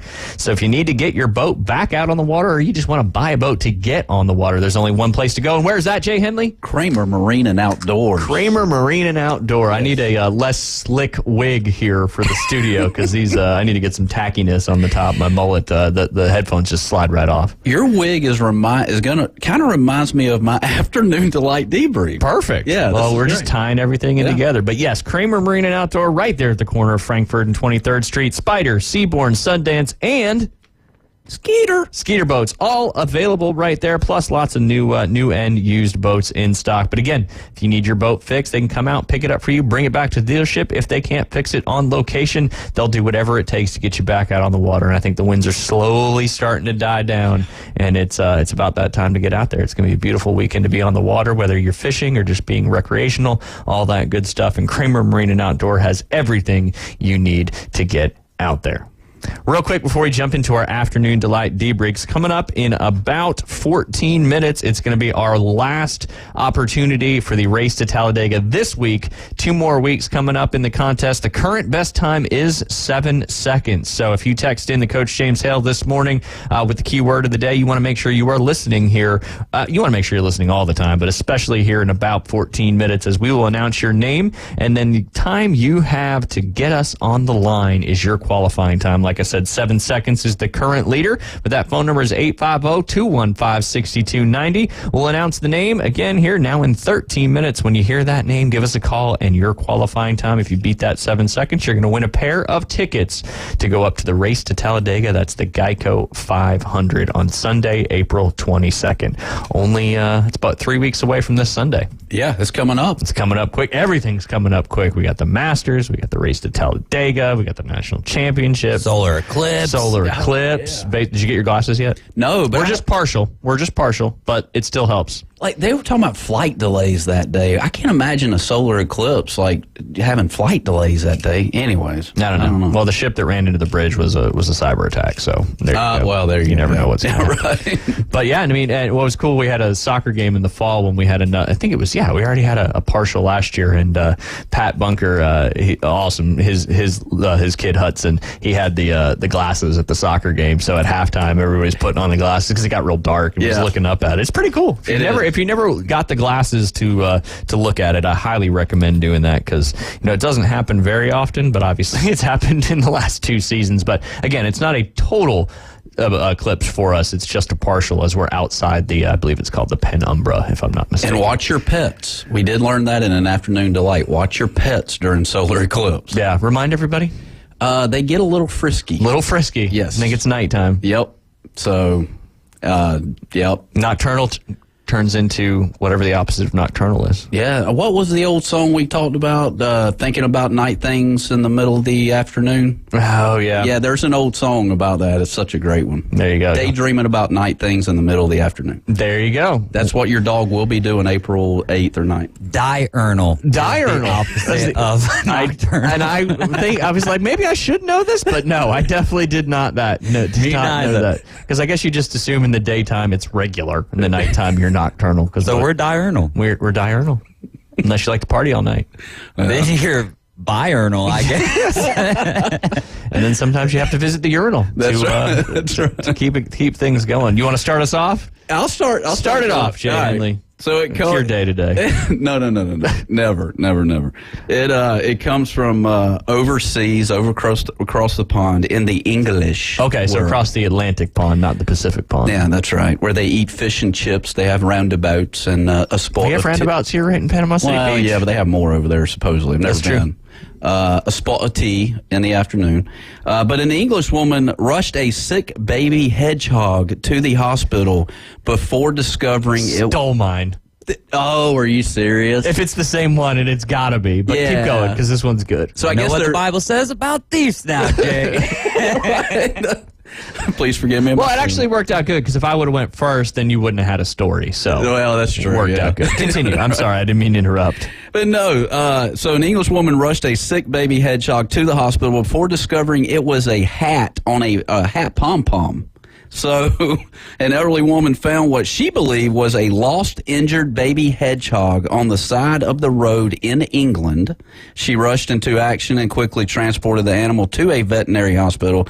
Doctors soon realized the hedgehog was actually a pom-pom from a winter hat. Don't do drugs. You got that right. Pom-pom from a hat. But she was an elderly lady, right? She was. Elderly people aren't exempt from doing drugs. That's fair, but they're also... Some things cognitively start to go a little different. Yeah. Hey, she was looking out for that hedgehog. You ever held a hedgehog in person? I have not. Just a burger. Just a burger. Nice. Just a burger.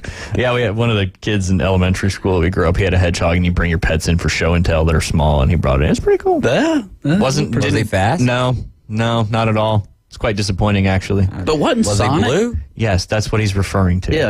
Yeah. He wasn't blue. No, did he was go after rings? He did not. He did not have a friend named Tails either, and did not have to battle Dr. Eggman. So, man, my whole life is a lie. It is. Everything we thought about hedgehogs is not true. Yep. All right, I'll give you a chance to look up another one. That's a good one. This one, it's just kind of silly, kind of wild, but you might have seen this story already. It's from March 28th. The infamous wooden plank from Titanic sold for over $700,000. Do you know which infamous wood plank we were talking about? Is that where DiCaprio and Kate Hudson? That they're like, selfish woman. Right. There was plenty of room on that floating door for Jack to get on there. I'll never let go, Jack. She's I'll such never a liar. let go. And she let him go. Yeah. She let him go. Come on. And then selfishly threw the heart of the ocean in the ocean at the end of the movie. I know. Millions of dollars. And I still watch it every time I thinking know. that there's a different ending. I know. That's one of the definition of insanity, Jay. That's one of those movies. I'll give you credit. That's one of those movies, though. You kind of hope maybe they don't hit the iceberg. Maybe this time it doesn't flood all the compartments. But yeah, that was not. This part was not based on a true story. Obviously the Titanic is real, but yeah. So that wooden plank from the movie, not even from the real thing. Over $718,750 for one of the most controversial wooden planks in cinema history, the door frame panel that saved Rose's life in the 1997 film Titanic. Heritage Auctions announced the ornate piece of wood sold as part of the Planet Hollywood movie memorabilia auction fetched the ship-sinking sum after numerous bids. The prop, made from balsa wood, was based on the most famous complete piece of debris salvaged from the real sinking of the Titanic in 1912, the auction house said. Oftenly mistakenly referred to a door, the ornate structure was in reality part of the door frame just above the first-class round's entrance, the item description reads. The auction house acknowledged the controversy surrounding the wooden plank. The iconic prop has created much debate from fans, many who have argued the floating wood panel could have supported both Jack and Rose, making his fateful decision to stay in the frigid water as an empty gesture. I wonder with all the CGI that they do these days, if Hollywood's worried about the money that they're going to lose in these props moving forward. That's a good point. I don't know. You know, I didn't realize. I thought it was a door. I'm gonna be honest. I thought it was a door. Apparently, it was above the door frame in the first class area. Huh. Which was and I didn't know it was the largest. This obviously isn't it, but they remade it. But it was the largest piece of togetherness that was found from the Titanic. Unbelievable. Bob Ballard. Well, wasn't it recently they took a submarine down and they didn't make it back up? Yeah, because they built it themselves and it didn't do enough safety standards. I got you. And the Simpsons predicted that. What else did the Simpsons not predict? Did they really? I don't know if this is true or not, but there's also been some images circulating online that they had P. Diddy running from the police in the Simpsons. And there was a jet in the background. I don't know. And he had his movie too, where he got on the jet and flew away from everybody going, I forget the name of that movie. But yeah, I mean, the stuff that's just crazy like that. But I'm sure the Simpsons. Distractions. That's it. Look here. It's wild that all of this is lining up, and here we are at Easter. And this stuff is getting wild, crazy. brother. It's getting crazy. I'm telling you. Yeah. The time is running out. Yeah, you spend too much time on the lesson tee. I do. Keep doing that. Keep doing that. I feel like ignorance is bliss in a lot of this stuff. But helping the Ute Sal is a lot more important than being in the know of all of this bullcrap. Which we don't really know what the no is anyways, because I mean you just have no clue. But over $700,000 for a balsa wood piece of door, not too bad. That'll help that movie revenue, which I'm sure is one of the highest grossing movies of all time, because it's one of those movies we talk about this all the time. You're flipping through the dial, Titanic's on there. It doesn't really matter where it is in the movie. You're like, crap. Now I got to watch the rest of this thing, and you're hoping Jack lives. Well, I'm not even hoping that. The captain's got the ship hard over. He keeps saying it's hard over. They can only go so and far. And if he could have just turned it more right. If they this is probably going to be bad to say, but if they had the steering that cargo ship had on the Titanic, they wouldn't hit the iceberg. So it went from a hard over to a hard under then at that point. Oh, no, you didn't. You got to take the hard over though in the Braves game today, like David Hayes did. Yes, you do. 8 runs. Caveman Rick's claim to fame is that he's never watched the Titanic. I've never finished the Titanic. Wow, that's a long movie. Yeah. It's hard for if I see a movie that's over an hour and 20 minutes, which is 2 hours, I'm like, I'm not even. I know I'm not going to make it. Pushing 2:15. That's what I'm saying. Maybe even longer. Yeah. So if it goes over 120 minutes runtime, I'm not even going to participate in trying to watch it. There you go. I got you. Yeah. Attention span is key. Yeah. That is. Oh man. I just have better things to do with my attention. That's true. Yeah. I don't know. Jay, how many times have you seen Titanic? A lot. Too many to count. I do, man. I know why you watch it, though. You watch it for a different reason than the rest of us. Hey, it's a great love story. It's such a great love story. Oh, that's right. Rom-com king over here. Yeah. Yeah. A good Lifetime movie? I don't know if they'd allow that on Lifetime. Yeah, well, yeah. But your favorite Top scene there? Top 5 Lifetime movies is such a Jay segment, right? I couldn't name one. No, I couldn't either. But. Oh, come on. Don't lie to the audience. We can't name them, but if he saw them, he'd know them. That's right. They're just so well written and so well. I mean, you're the first person I've ever heard say that about a Lifetime movie. They're predictable, and you know what's going to happen. But so how is that well written? It draws you in. It's like, but you just want to know that you're right. I guess. Yes. You're learning. You're watching to learn an answer that you hoped you had. When you're watching a movie and you're trying to predict it like that, would you rather be right or rather be wrong? Me personally, I would rather be wrong because of what you just said. Like I don't want something to be absolutely. Exactly. Saw movies make me think of that. Like they were such you didn't know which direction was going to go and all that mystery, and you're sitting there trying to figure it out. I would agree with you 100%. If you know it, it makes the movie not as exciting. Mm-hmm. But if it's something that just blows your mind and didn't expect it, that's what makes a good thriller or mystery a good movie. In my opinion. I think that's what throws me off about a lot of movies, and I'm not trying to be braggadocious, and I don't watch a ton. But a lot of the times, I feel like when I watch movies, it's like, oh, I could tell you what's about to happen, essentially, and so it just kind of I lose the interest. Purpose, yeah, you're pretty much a savant at this point. That's why I'm saying I'm not trying to, because I don't. There's not enough evidence in the what's the word? I got nothing. Yeah, I was gonna say proof in the pudding. Well, there you go. But there's not enough evidence in the research. I haven't watched enough movies for there to be any good. And really, my movie wheelhouse ended like 10, 12 years ago. I haven't seen very many movies since then, so I kind of live in that 90s and early 2000s movie realm, which I think was really the last great realm of movies anyway. Like you said, documentaries. Like you can give me 2.5 hour documentary, and I'll watch that. Yeah. I can pay attention to a documentary. There's something about it being real that makes it more interesting, and that's why we talk about it all the time. I live in the documentary world now, whether it's sports, mystery, murder, disasters, all that kind of stuff. It's real, so it makes you like, oh my gosh, this stuff's really happening out there. Right. Like that draws me in a little bit more versus versus a movie. Have you watched that documentary on like the natural disasters on Netflix? I forget what it's called. It's been a while since. Yes, I have. It's been a little while since I watched it, but yeah, natural disasters they intrigue me. Like I've been saying, I've been wanting to go to Chernobyl and check that out. As close as you can get, and just stuff like that intrigues my mind. And now I've got enough radiation in me anyway. I can go hang out there and see what happens.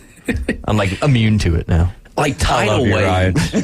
What about like tidal waves? Man, those things. Well, you just watched that tsunami in Japan? Yeah, that's terrifying. Tsunami, that's the word I'm looking for. I knew what you meant. Yeah. Tidal wave, tsunami, it's like the same thing. It was like a Christmas day. It happened Christmas Day, it seemed like. And man, just watching that, it's like, whoa, that's crazy. Because there's not a thing you can do. Aren't tsunamis like basically the eastern side of the world? The hurricanes? Pacific Rim, yeah. Well, no, they're typically triggered by earthquakes in the ocean floor where your plates are moving, so they create a massive wave. But speaking of massive waves, it is that time. It's the race to Talladega. It is 12:15. I'm about to announce the name. Give us a call, 850-215-6290. Beat 7 seconds and you win yourself a pair of tickets up to the Geico 500. That name is our good friend Lynnhaven Rob. Lynnhaven Rob, give us a call. If you beat 7 seconds, you will officially get yourself a pair of tickets up there to the Geico 500. I saw David pick up that phone quick, so it's looking pretty good for Caveman. Or not Caveman,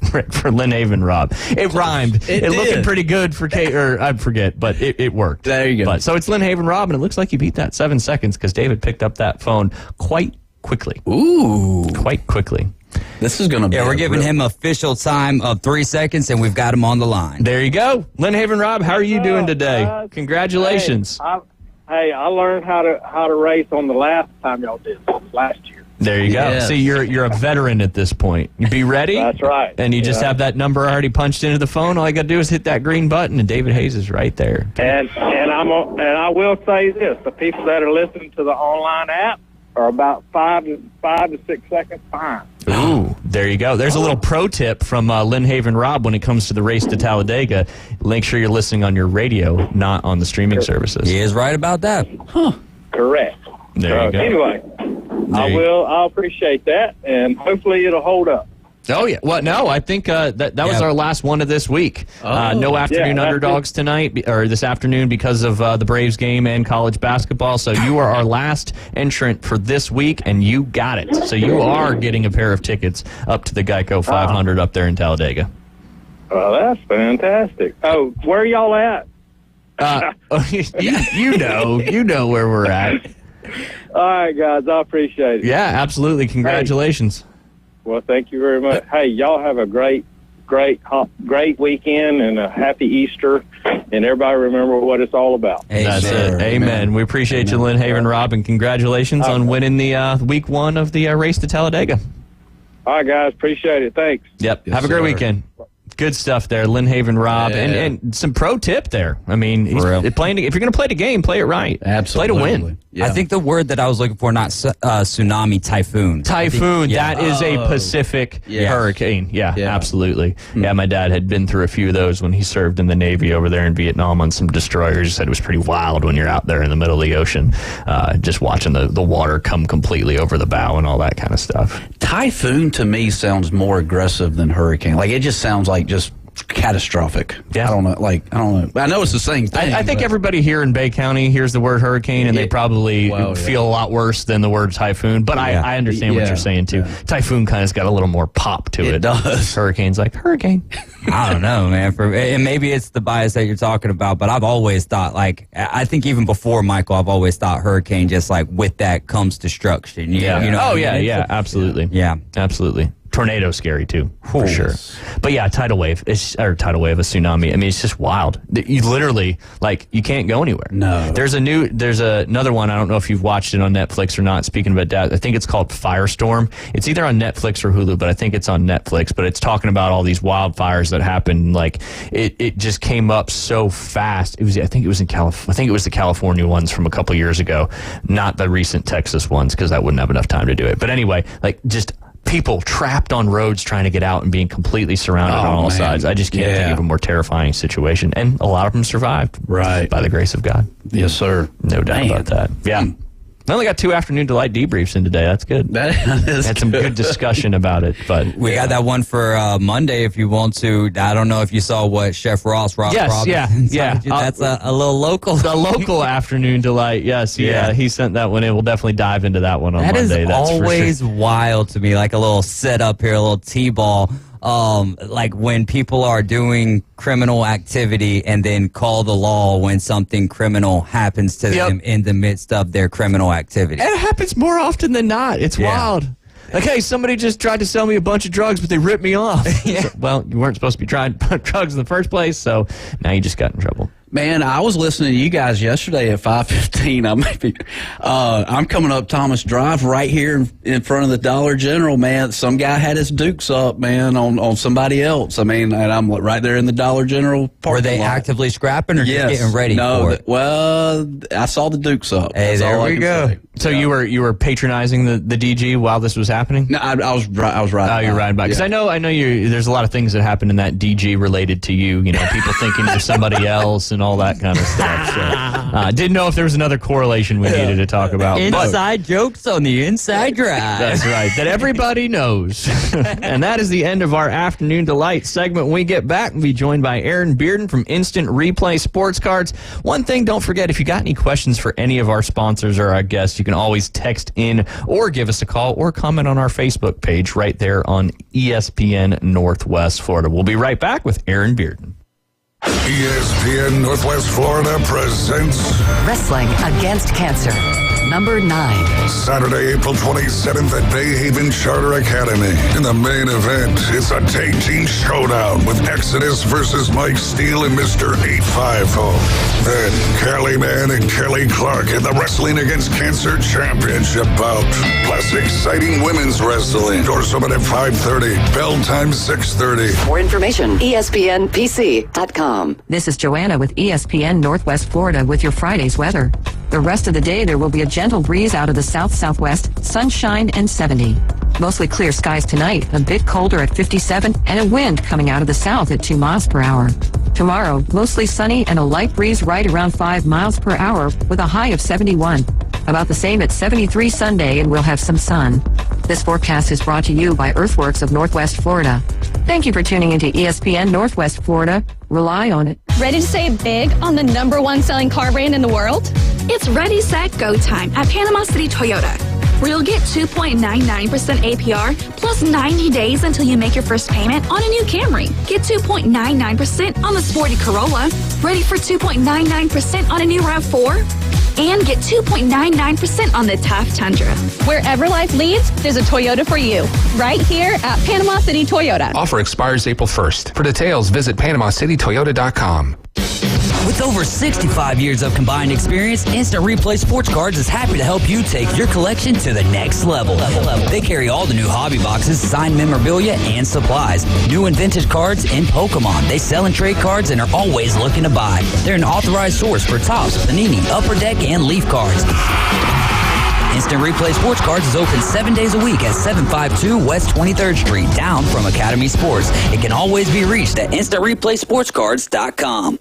The only place to get sports betting coverage on the radio. Is this legal? Broadcasting from the Bill Kramer Chevrolet Buick GMC and Kramer Marine Outdoor Studios. It's the Inside Drive with Brian Mulvey on ESPN Northwest Florida.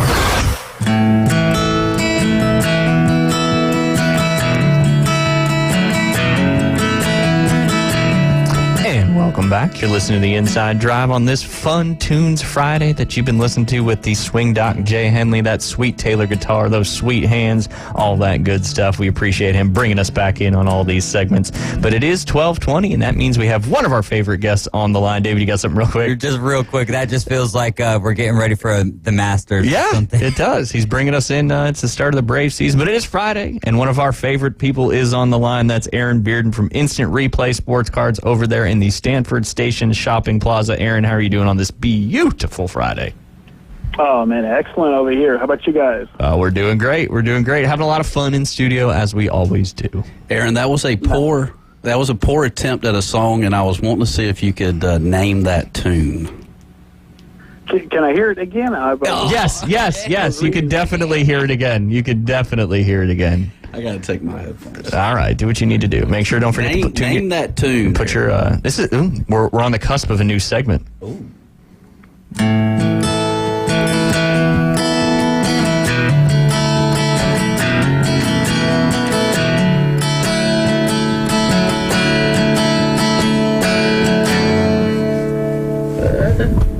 What you got, Aaron? I'm getting like a 90s, like You're in the right realm for sure. mid 90s. Is it like a Goo Goo Dolls song or something like that? It is. Boom. It is. Yes, sir. Is it Name? Yes. Way to go, dude. Okay. That's impressive. We didn't tee this up at all. I mean, Jay put you on the spot today, and you knocked it out of the park. No pun intended. That's for sure. But look here now. I've heard that there's a birdie that told me that that you had cut a album at one point. Is that correct, Aaron? Yeah. I've done all kind of music stuff. That's my day job. I'm just here for fun. There you go. See, we're learning today on the Inside Drive. So, music is your number one passion? Yeah. I was recording some stuff this week for somebody else's record. I was doing some guitar and piano parts. Man. For an album that I don't think has been announced yet, but should be out probably this summer. You're holding back on us, Aaron. You're holding back. I'm primarily. I have almost as many guitars as I have sports cards. Oh my God! You need to go spend some time with Aaron, Jay. No kidding. That's amazing. Man, learning something every day. Well, that's pretty cool. Yeah. Obviously, you're here to talk about Instant Replay Sports Cards, but always fun to learn about what sounds like an unbelievable talent that you have. Been doing that your whole life, basically? Yeah, I started wanting to play guitar when I was about 5. And my hands were really kind of too small to seriously make a go of it. So I kind of put it down for a couple of years. And when I was about 9 or 10, I picked it back up, and I've played ever since. Man, that's I was awesome. playing on stages, kind of semi-pro from about 10 or 11, and definitely from the age of about 16 on, gigging and recording and all sorts of things. Do you is that like genetic? Do you have like people in your family that played musical instruments back in the day, or?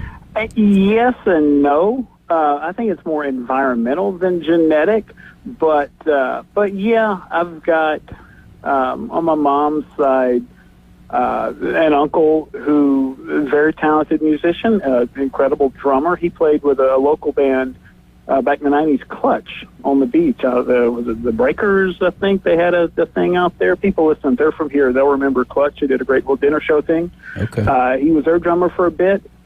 He went to college on a music scholarship. My dad played some guitar in high school a little bit. At that era, kind of, I think everybody had a band in high school. Everybody wanted to be the next Beatles or the next Stones or something. Yeah.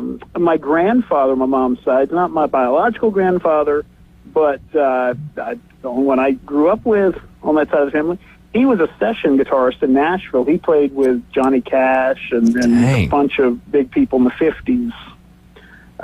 So he always, by the time I was old enough to be aware of it, he was long retired from that, and he played in his church on Sunday and all, but music was always around.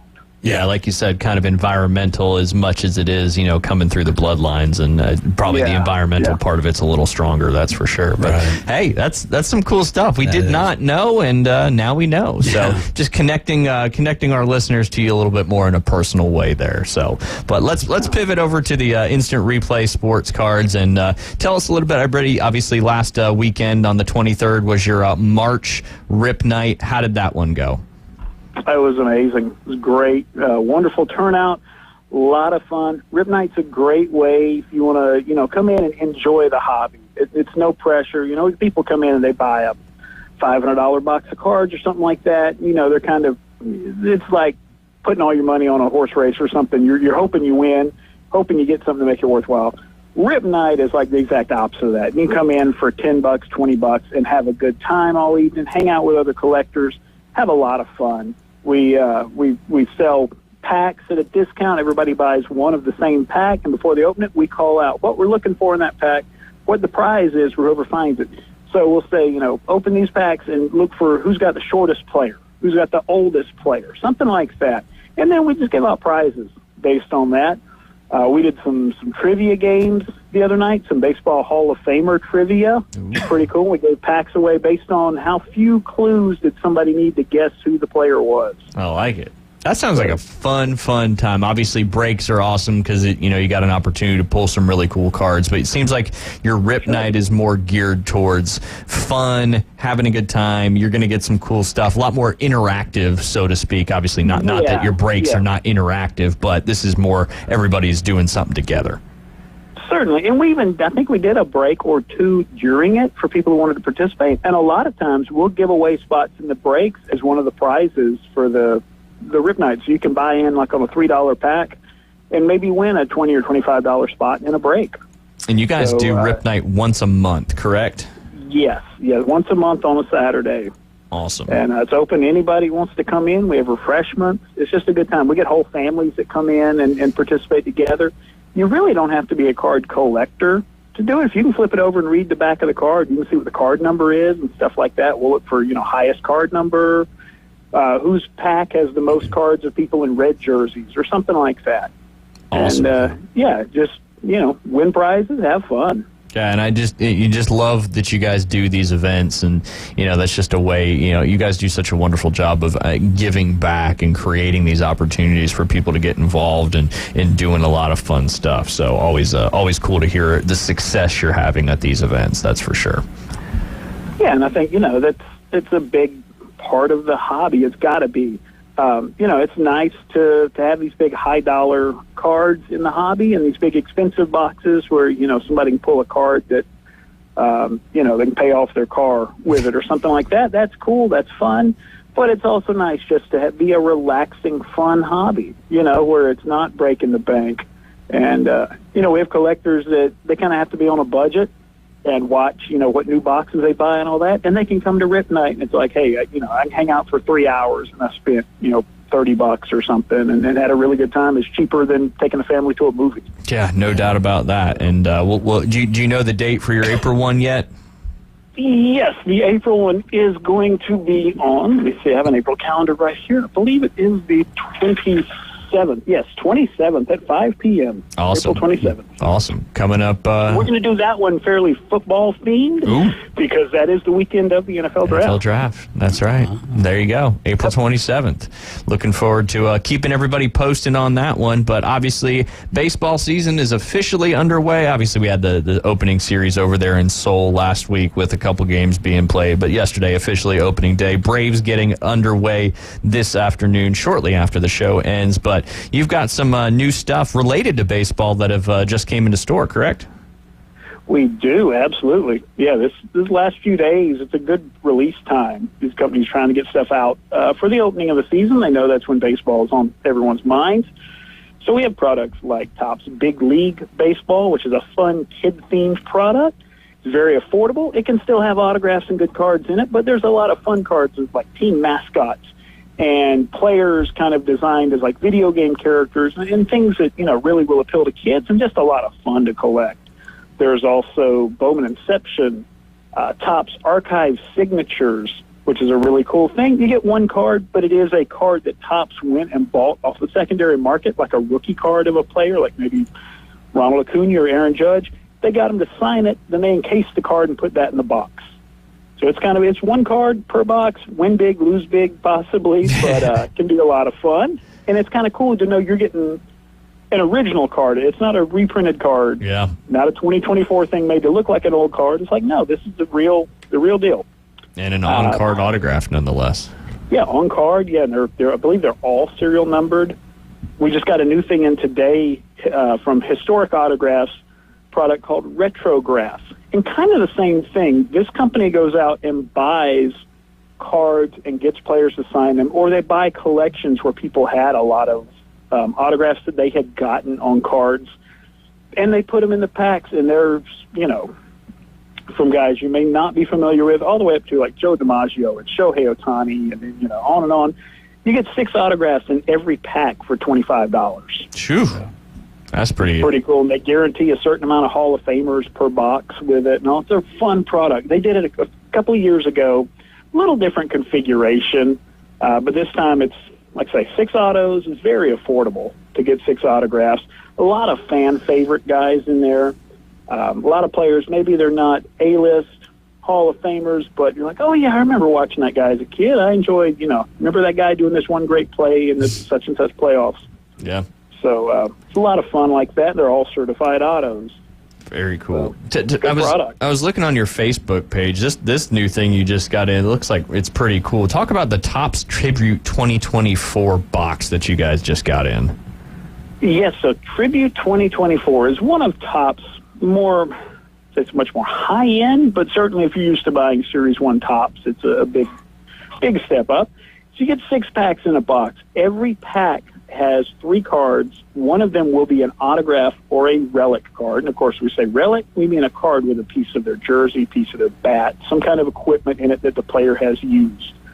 Tribute cards, they're all premium cards, really nice, glossy, high-quality printing and all of that with it. A big step up from regular, what they call the flagship Topps series. And there's really nobody too big of a name for them to put into Tribute. There's a lot of great Hall of Fame autographs. All the top current players, Judge, Acuna, Betts, Corey Seager, etc. They're all in that kind of product. The thing I like a lot about it is your relic cards, a lot of times when you pull them, you get a piece of jersey or bat, and the card just says, this is used by the player. We don't know exactly when. They don't go through all that. With Tribute, usually at least one per box, the relic will have the MLB authentication hologram with a serial number on it. When you pull the card, you can go to MLB's site, look up that serial number. It will tell you what game that piece was actually from. That's pretty cool. That's cool. Yeah, and it's fun. Sometimes I'll go on eBay and try to track down like cards with those pieces on there from games I was at. It's just a fun little extra layer of collecting. The other thing that's really nice with Tribute is they sometimes put in things that aren't necessarily announced on the product. A couple of years ago, they went and bought back some 1909 T206 cards, the set with the Honus Wagner and Cy Young and Ty Cobb and all those guys, and randomly put those cards into the packs. Wow. And you could open a box of, it was like 2021 or 2022 tribute and get a 1909 card. This year they're doing it with 1955 Topps cards. Dang. That was the rookie year for Roberto Clemente, Sandy Koufax, Harmon Killebrew, as well as having, Hank Aaron and Willie Mays and all these amazing Hall of Famers, Ernie Banks and people like that in there. That's cool. That's going to be something fun to see come out of the product. Well, this one sounds like if you are a big-time baseball card collector, serious into it, this is one you don't want to miss out on. Yeah. Yeah, it's one definitely for people that buy immaculate national treasures, products like that. This is something you really need to check out. It's a lot of fun, a lot of great cards. Aaron, I'm going to go out on a limb here. I want to ask you a question. Is your mom and dad, are they huge Braves fans? Not a bit. Really? Man, I would have thought they were huge Braves fans. All right. No, not at all. Neither am I. No. No? Oh, No. Who's your MLB team? I grew up as a Cubs fan from the All right, that's first fair time I enough. really paid attention to baseball, and part of that's because Televised. as a little kid, the first baseball cards I ever got were a Cubs team set from the mid '80s, and that's just sort of, it was like, okay, I have their cards, I need to watch these guys and see who they are. And then back then, of course, hey, WGN, you could see all the Cubs games you wanted throughout the year. Yeah. A little different now, but back then they were a fun team to watch, even if they weren't winning at all. Then you get Sandberg and Dawson and Dunston and, all these fun guys on that team. And a first game I ever went to was a Cubs game. Yeah. So actually it was Cubs and Braves. I saw a pitching matchup that, I'll put it up there against just about anything anybody can tell me. My first MLB game, the pitching matchup was Greg Maddux against John Smoltz. Oh, no way. Oh, yeah, there we go. That's awesome. It was kind of downhill from that. Yeah, you peaked early, that's for sure. Yeah. Who won that game, Aaron? I don't even remember? recall. I'd have to pull it. I can find the game in the box score. box score, I know the pitching matchup. Yeah, Maddux and Smoltz back when Maddux was a Cub. Yeah, that's cool right there. And it seems to be a fairly common story when it comes to like fandom, unless it's passed down from your parents or your dad or your mom, whatever it may be. Typically, there's some kind of moment. And baseball, it seems to follow the TV quite a bit when you had the Cubs and the Braves on these national networks. Oh, yeah. And it's funny how that's changed quite a bit. Kind of, I think, gone against the grain on. A lot of that stuff. So everybody here was a Braves fan. So it's like, I'm not gonna, not gonna happen. Yeah. So, but there are a lot of Braves players that are fun to watch. I've met a lot of the Braves guys over the years. They've all been really cool people. Nothing against them. It's just that, that was the team I grew up watching. Right. And then it's in the 90s, my favorite player of all was Vladimir Guerrero. So I followed him with the Expos, and he went to the Angels, and I became an Angels fan, and that became my AL team that I could watch, if the Cubs were off or something. And, followed them for years and years. Then they pick up my favorite player, in the 2000s was Albert Pujols. They get Pujols, they call up this Trout kid. I'm like, hey, this is going to be a lot of fun to watch. Spoiler alert, it was not a lot of fun to watch. They were not good. But then they sign Ohtani, and I'm like, hey, I got Trout, Pujols, Ohtani on the same team. Even if they're not winning every day, you're watching three guys make history every time they play. Yep, absolutely. It's cool. And it seems like that's a lot with the younger generation, too, is they follow players around more so than they do teams. But, Aaron, we're about to run out of time. Let everybody know what you got going on tonight and tomorrow if it's on schedule. All right, so tonight, Kids Club, 6 o'clock, bring the kids down. We're going to open up some of that brand new Topps Big League Baseball for the kids. And they can get in breaks real cheap, get some new cards, have a lot of fun from 6 to 8 p.m. Tomorrow, we got breaks in the shop at noon. Got a lot of new products for that as well. For the adults, kids are welcome too. The breaks get a little more expensive than the kids' night. And, check our calendar. We've got next month's big break. It's going to be all football, and Rip Night will be happening the following week, and it'll be football-themed as well. So a lot of fun events coming up. no matter what sport you're into. And then last but not least, if I remember correctly, JSA coming into the store on May 11th, if I'm remembering correctly. Yes, absolutely. May 11th, JSA will be here to authenticate autographs in person. No shipping to them, no waiting. Bring your item, pay the fee, fill out the paperwork. In about an hour, hour and a half, roughly, you can come pick your item back up. Get your certificate of authenticity right there. Which is a very awesome opportunity if you are a collector and you don't have some things that are autographed but not authenticated, because that certainly makes the value even more when it's certified. Aaron, we appreciate your time. As always, have a great Easter weekend, and we'll talk to you next Friday. Hey, you guys do the same. Everybody out there, take care. We appreciate it. That's Aaron Bearden with Instant Replay Sports Cards. If you want to go check them out, you're trying to get those last-minute Easter presents, head down to the Stanford Station Shopping Plaza right there next to Sweet Frog Creamery and Academy Sports and Outdoors. When we get back, it'll be our final segment of the day. What song is Jay going to play to bring us back in? You'll find out here when we get back from the break. 104.3 ESPN Northwest Florida. Your exclusive home for March Madness. We'll bring you every game live.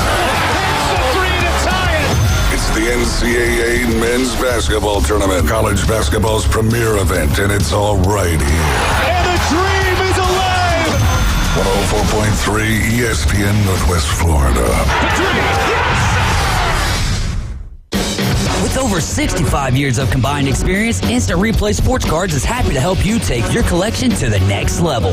They carry all the new hobby boxes, signed memorabilia, and supplies. New and vintage cards in Pokemon. They sell and trade cards and are always looking to buy. They're an authorized source for Topps, Panini, Upper Deck, and Leaf cards. Instant Replay Sports Cards is open 7 days a week at 752 West 23rd Street, down from Academy Sports. It can always be reached at InstantReplaySportsCards.com. Are you looking for a place to take a leak? Do you have a truck, tractor, or other hydraulic equipment leaking or not performing as it should? At Reliable Hydraulic Solutions, we can get you back to work. Do you have a busted or leaking hose, hydraulic cylinder or pump needing repair? If competitive pricing and a quick turnaround are what matter to your business, come see us at Reliable Hydraulic Solutions, or you can give us a call at 850-326-3000. Reliable Hydraulic Solutions, 6840 Highway 77 in Southport, the best place in town to take a leak. Spring has sprung. Vacations are next. At That Boot Store, you can dress the whole family from the youngest to the oldest with high-quality clothing at fantastic prices and look great wherever you travel. No time for vacations? Not to worry. That Boot Store offers high-quality Carhartt work clothes at affordable prices, too. Shop That Boot Store, celebrating 60 years in business. Open Tuesday through Thursday, 9 till 5, and Friday and Saturday, 9 until 5:30. Next to Bill Bird Kia, 15th Street, Panama City. That Boot Store, where God is good all the time. You hear it first. Sports talk right now. Back to the Inside Drive with Ryan Mulvey. I know it seems a bit overwhelming at first.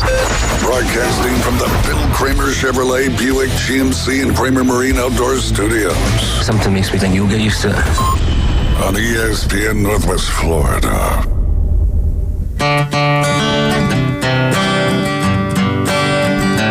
Turn it up.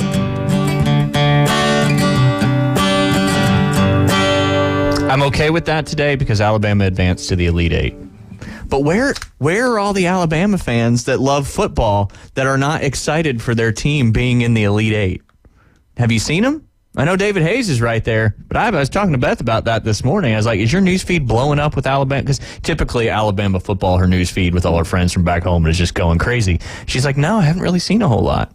Interesting. It's like, pay attention to basketball, people. You're a basketball school now. Especially when you get to the Elite Eight. Getting to the Elite Eight is very, very impressive. First time since 2004. Yeah. I mean, come on. Beating North Carolina, not only North Carolina, but a number 1 seed as well. And the way that the bracket, we would be playing Arizona, but instead a Clemson team has been surging through this tournament to this point. So it's a great matchup, man. I'm thinking the future bet on Alabama might be worth at least $5 at this point, maybe 10. Now, do you smoke a cigar after? That's Tennessee. Or that's not Alabama? Yes, it's Alabama when they beat Tennessee. Oh, only when they beat Tennessee. Which okay. could end up happening. Let me look at the bracket. I know we got a lot of picks to get through, but let me see. Tennessee beats Creighton, so their matchup would have to be in the national championship. Dude, what if it wasn't all SEC, like the only two teams? Yeah, SEC sucks. They're doing terrible in the tournament. Ooh, 2 SEC teams in the national championship. That would be wild. Right. Sankey's like, come on, Bama. Yeah. Come on, Tennessee. That Creighton-Tennessee game is going to be fireworks tonight. Yep, that's going to be a good one. And I know a lot of that coverage right here on ESPN Northwest Florida. Just a reminder real quick, no afternoon underdogs tonight, as right after the Inside Drive, coming up here in about 14 minutes, you'll be joined with the Braves team up there in Atlanta for pregame coverage. First pitch, 2:05, Spencer Strider on the mound. All right, Jay, we got a lot of picks to get through because I've added another one in for today. We'll do that one to finish up. We got to pick 4 more basketball games, those basketball games tonight, and then we need our our NASCAR winning pick, as you have Chase Elliott, I have Joey Logano, and of course David has Denny Hamlin, which will probably end up winning in Richmond again, as he's one of the favorites, that's for sure. But let's dive into our picks first. We're going to let you go first, as we always do. Maybe going first isn't the best thing. Maybe that's the strategy we should get away from. Let me pull up my... Put me going first then. See, then he's going to prove the strategy wrong. That's the whole reason he wants to do it. No, I mean, it just provides that... I like it because in golf, like if you same thing, right? In golf, if you have a birdie and or you just start picking everything David picks. Yeah. That'd be good. Yeah. All right, first game we got on the docket is going to be, the actual first game on the docket is going to be NC State versus Marquette. NC State's number 11 seed. They've been on quite a run, won 7 straight games, 5 in 5 days to advance to the NCAA tournament. Currently, Marquette is a 7.5-point favorite, but so was, who did Clemson play?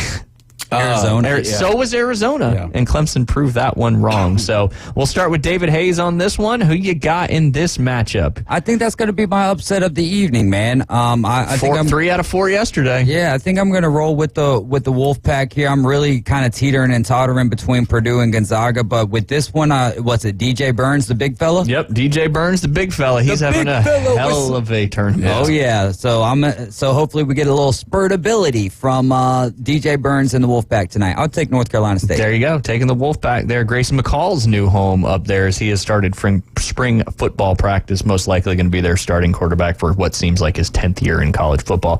I'm going to take the Golden Eagles in this one, and Marquette, just because I need to catch up some space on that one. And not all the number 2 seeds can lose, can they? I think that's what I picked, though. So this is kind of going against what I put 0 number 2 seeds advancing. So you know what?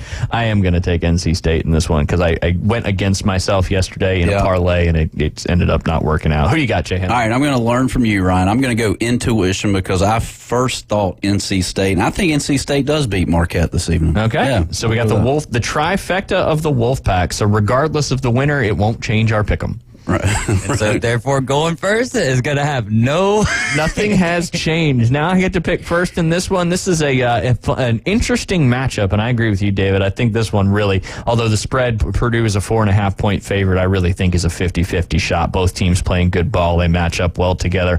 I'm going to go with the Zags in this one to knock out that number 1 seed, although that's going against the other part of the pick'em, which I said all 3 number 1 seeds would be in there. But I still like the Bulldogs to upset Purdue in this one. Purdue's that team. They're dominant, but they just seem like there's a slip-up coming, and I think it's tonight's game. All right, Jay, who do you got in this one?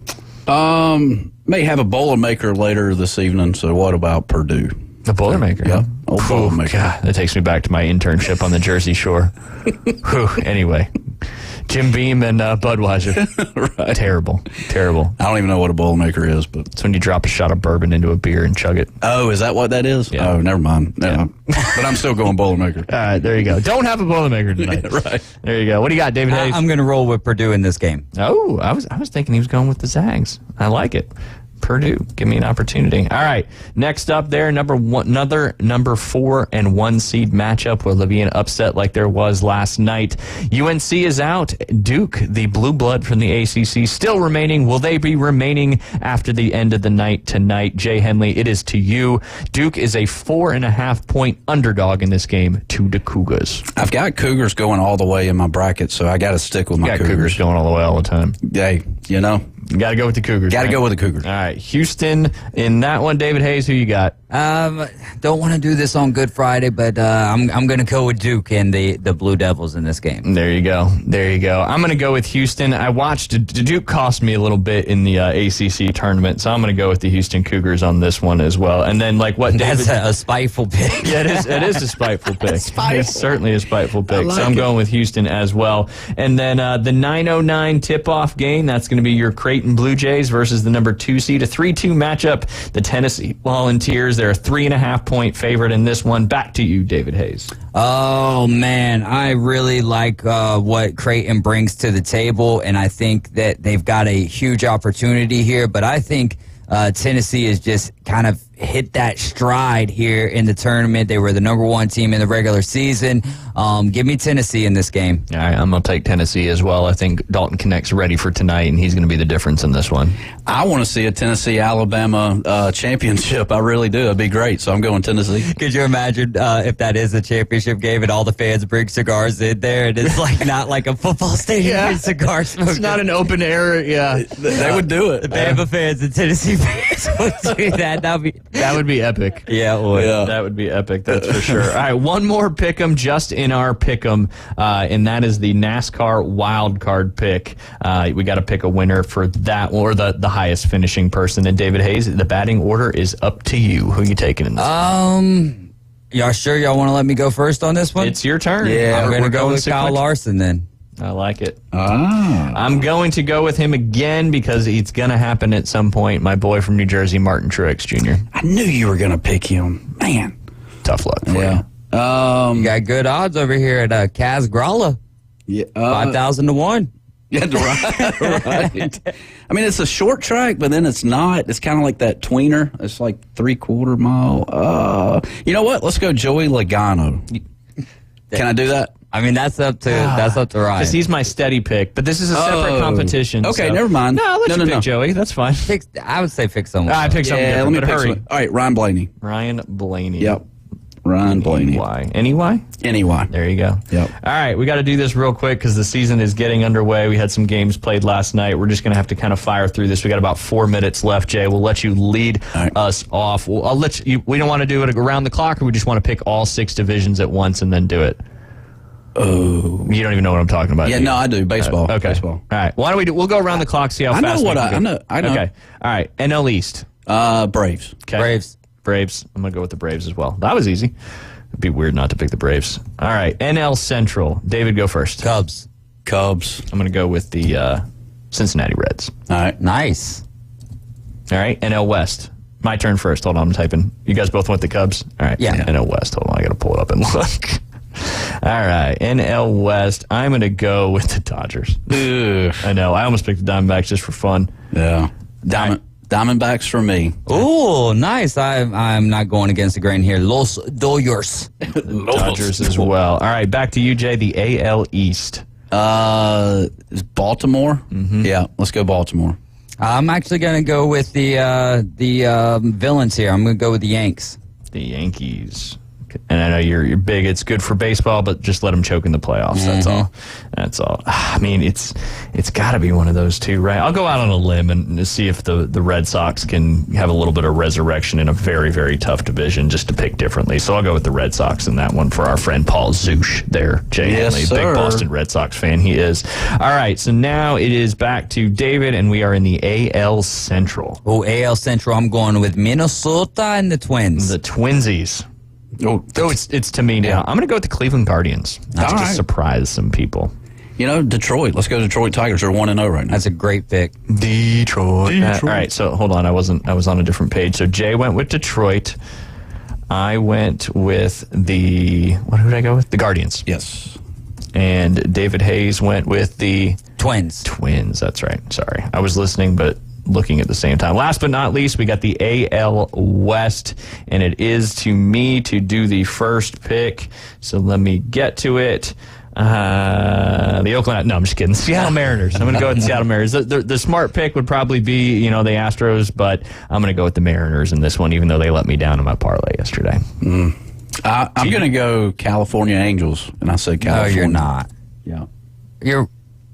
Are you? Angels. I'm going Angels. Jay. What? That's a waste of a pick, my friend. You think so? That's why he's in last in the pool. Yeah, they only have Mike Trout over there. But anyways, it's really out of three teams for the AL West. It would be the Diamondbacks. It would be the Rangers, the Astros, or the Mariners. And I'm going to go with the team who's always there at the end of it, the Houston Astros. Especially, see, I know they lost yesterday, but having Hader as your closer is that's going to make them even more so dangerous. Yes, more dangerous indeed. That is our picks, and those will just have to live on this spreadsheet for quite a few months, and we'll see how that all shakes out. We'll keep it updated throughout the season, but a lot of stuff coming up on ESPN Northwest Florida today. As I mentioned, no afternoon underdogs. Congratulations to Lynn Haven Rob for winning the first week of the race to Talladega. Of course, coverage will start as soon as we get off the show here on the Inside Drives up there in Atlanta, or not up there in Atlanta, up there in Philadelphia as the Braves season about to get underway. And then, of course, more Sweet 16 action starting at around 6 p.m. tonight on ESPN Northwest Florida. And if you're not near your radio, don't forget to download that free mobile app inside the Google Play or Apple Store. Just search 104.3 ESPN Northwest Florida. While you're there, sign up for the Magic Express. All that good stuff. You guys are listening to the Inside Drive live. Oh, we got time? Yeah, okay, we got sorry. time. I didn't know if we were like dropping quick to go to coverage or whatnot. Jay, leave the people with something. Oh, man. Have a happy Easter. Be safe out there, and we'll see you guys on Monday. Absolutely. Yeah, and if you ain't got nowhere to go to church for Easter, join me down there at First Baptist downtown. 10:30. Absolutely. They got 8:30 or 10:30. I'll be at the 10:30. Absolutely. Go hang out with David Hayes and give grace to God. What we all should do. That is for sure. Got time now? Yeah. All right. You're listening to the Inside Drive live here on ESPN Northwest Florida. We'll see you on Monday. Maybe not, because it's April 1st. Now we'll be here.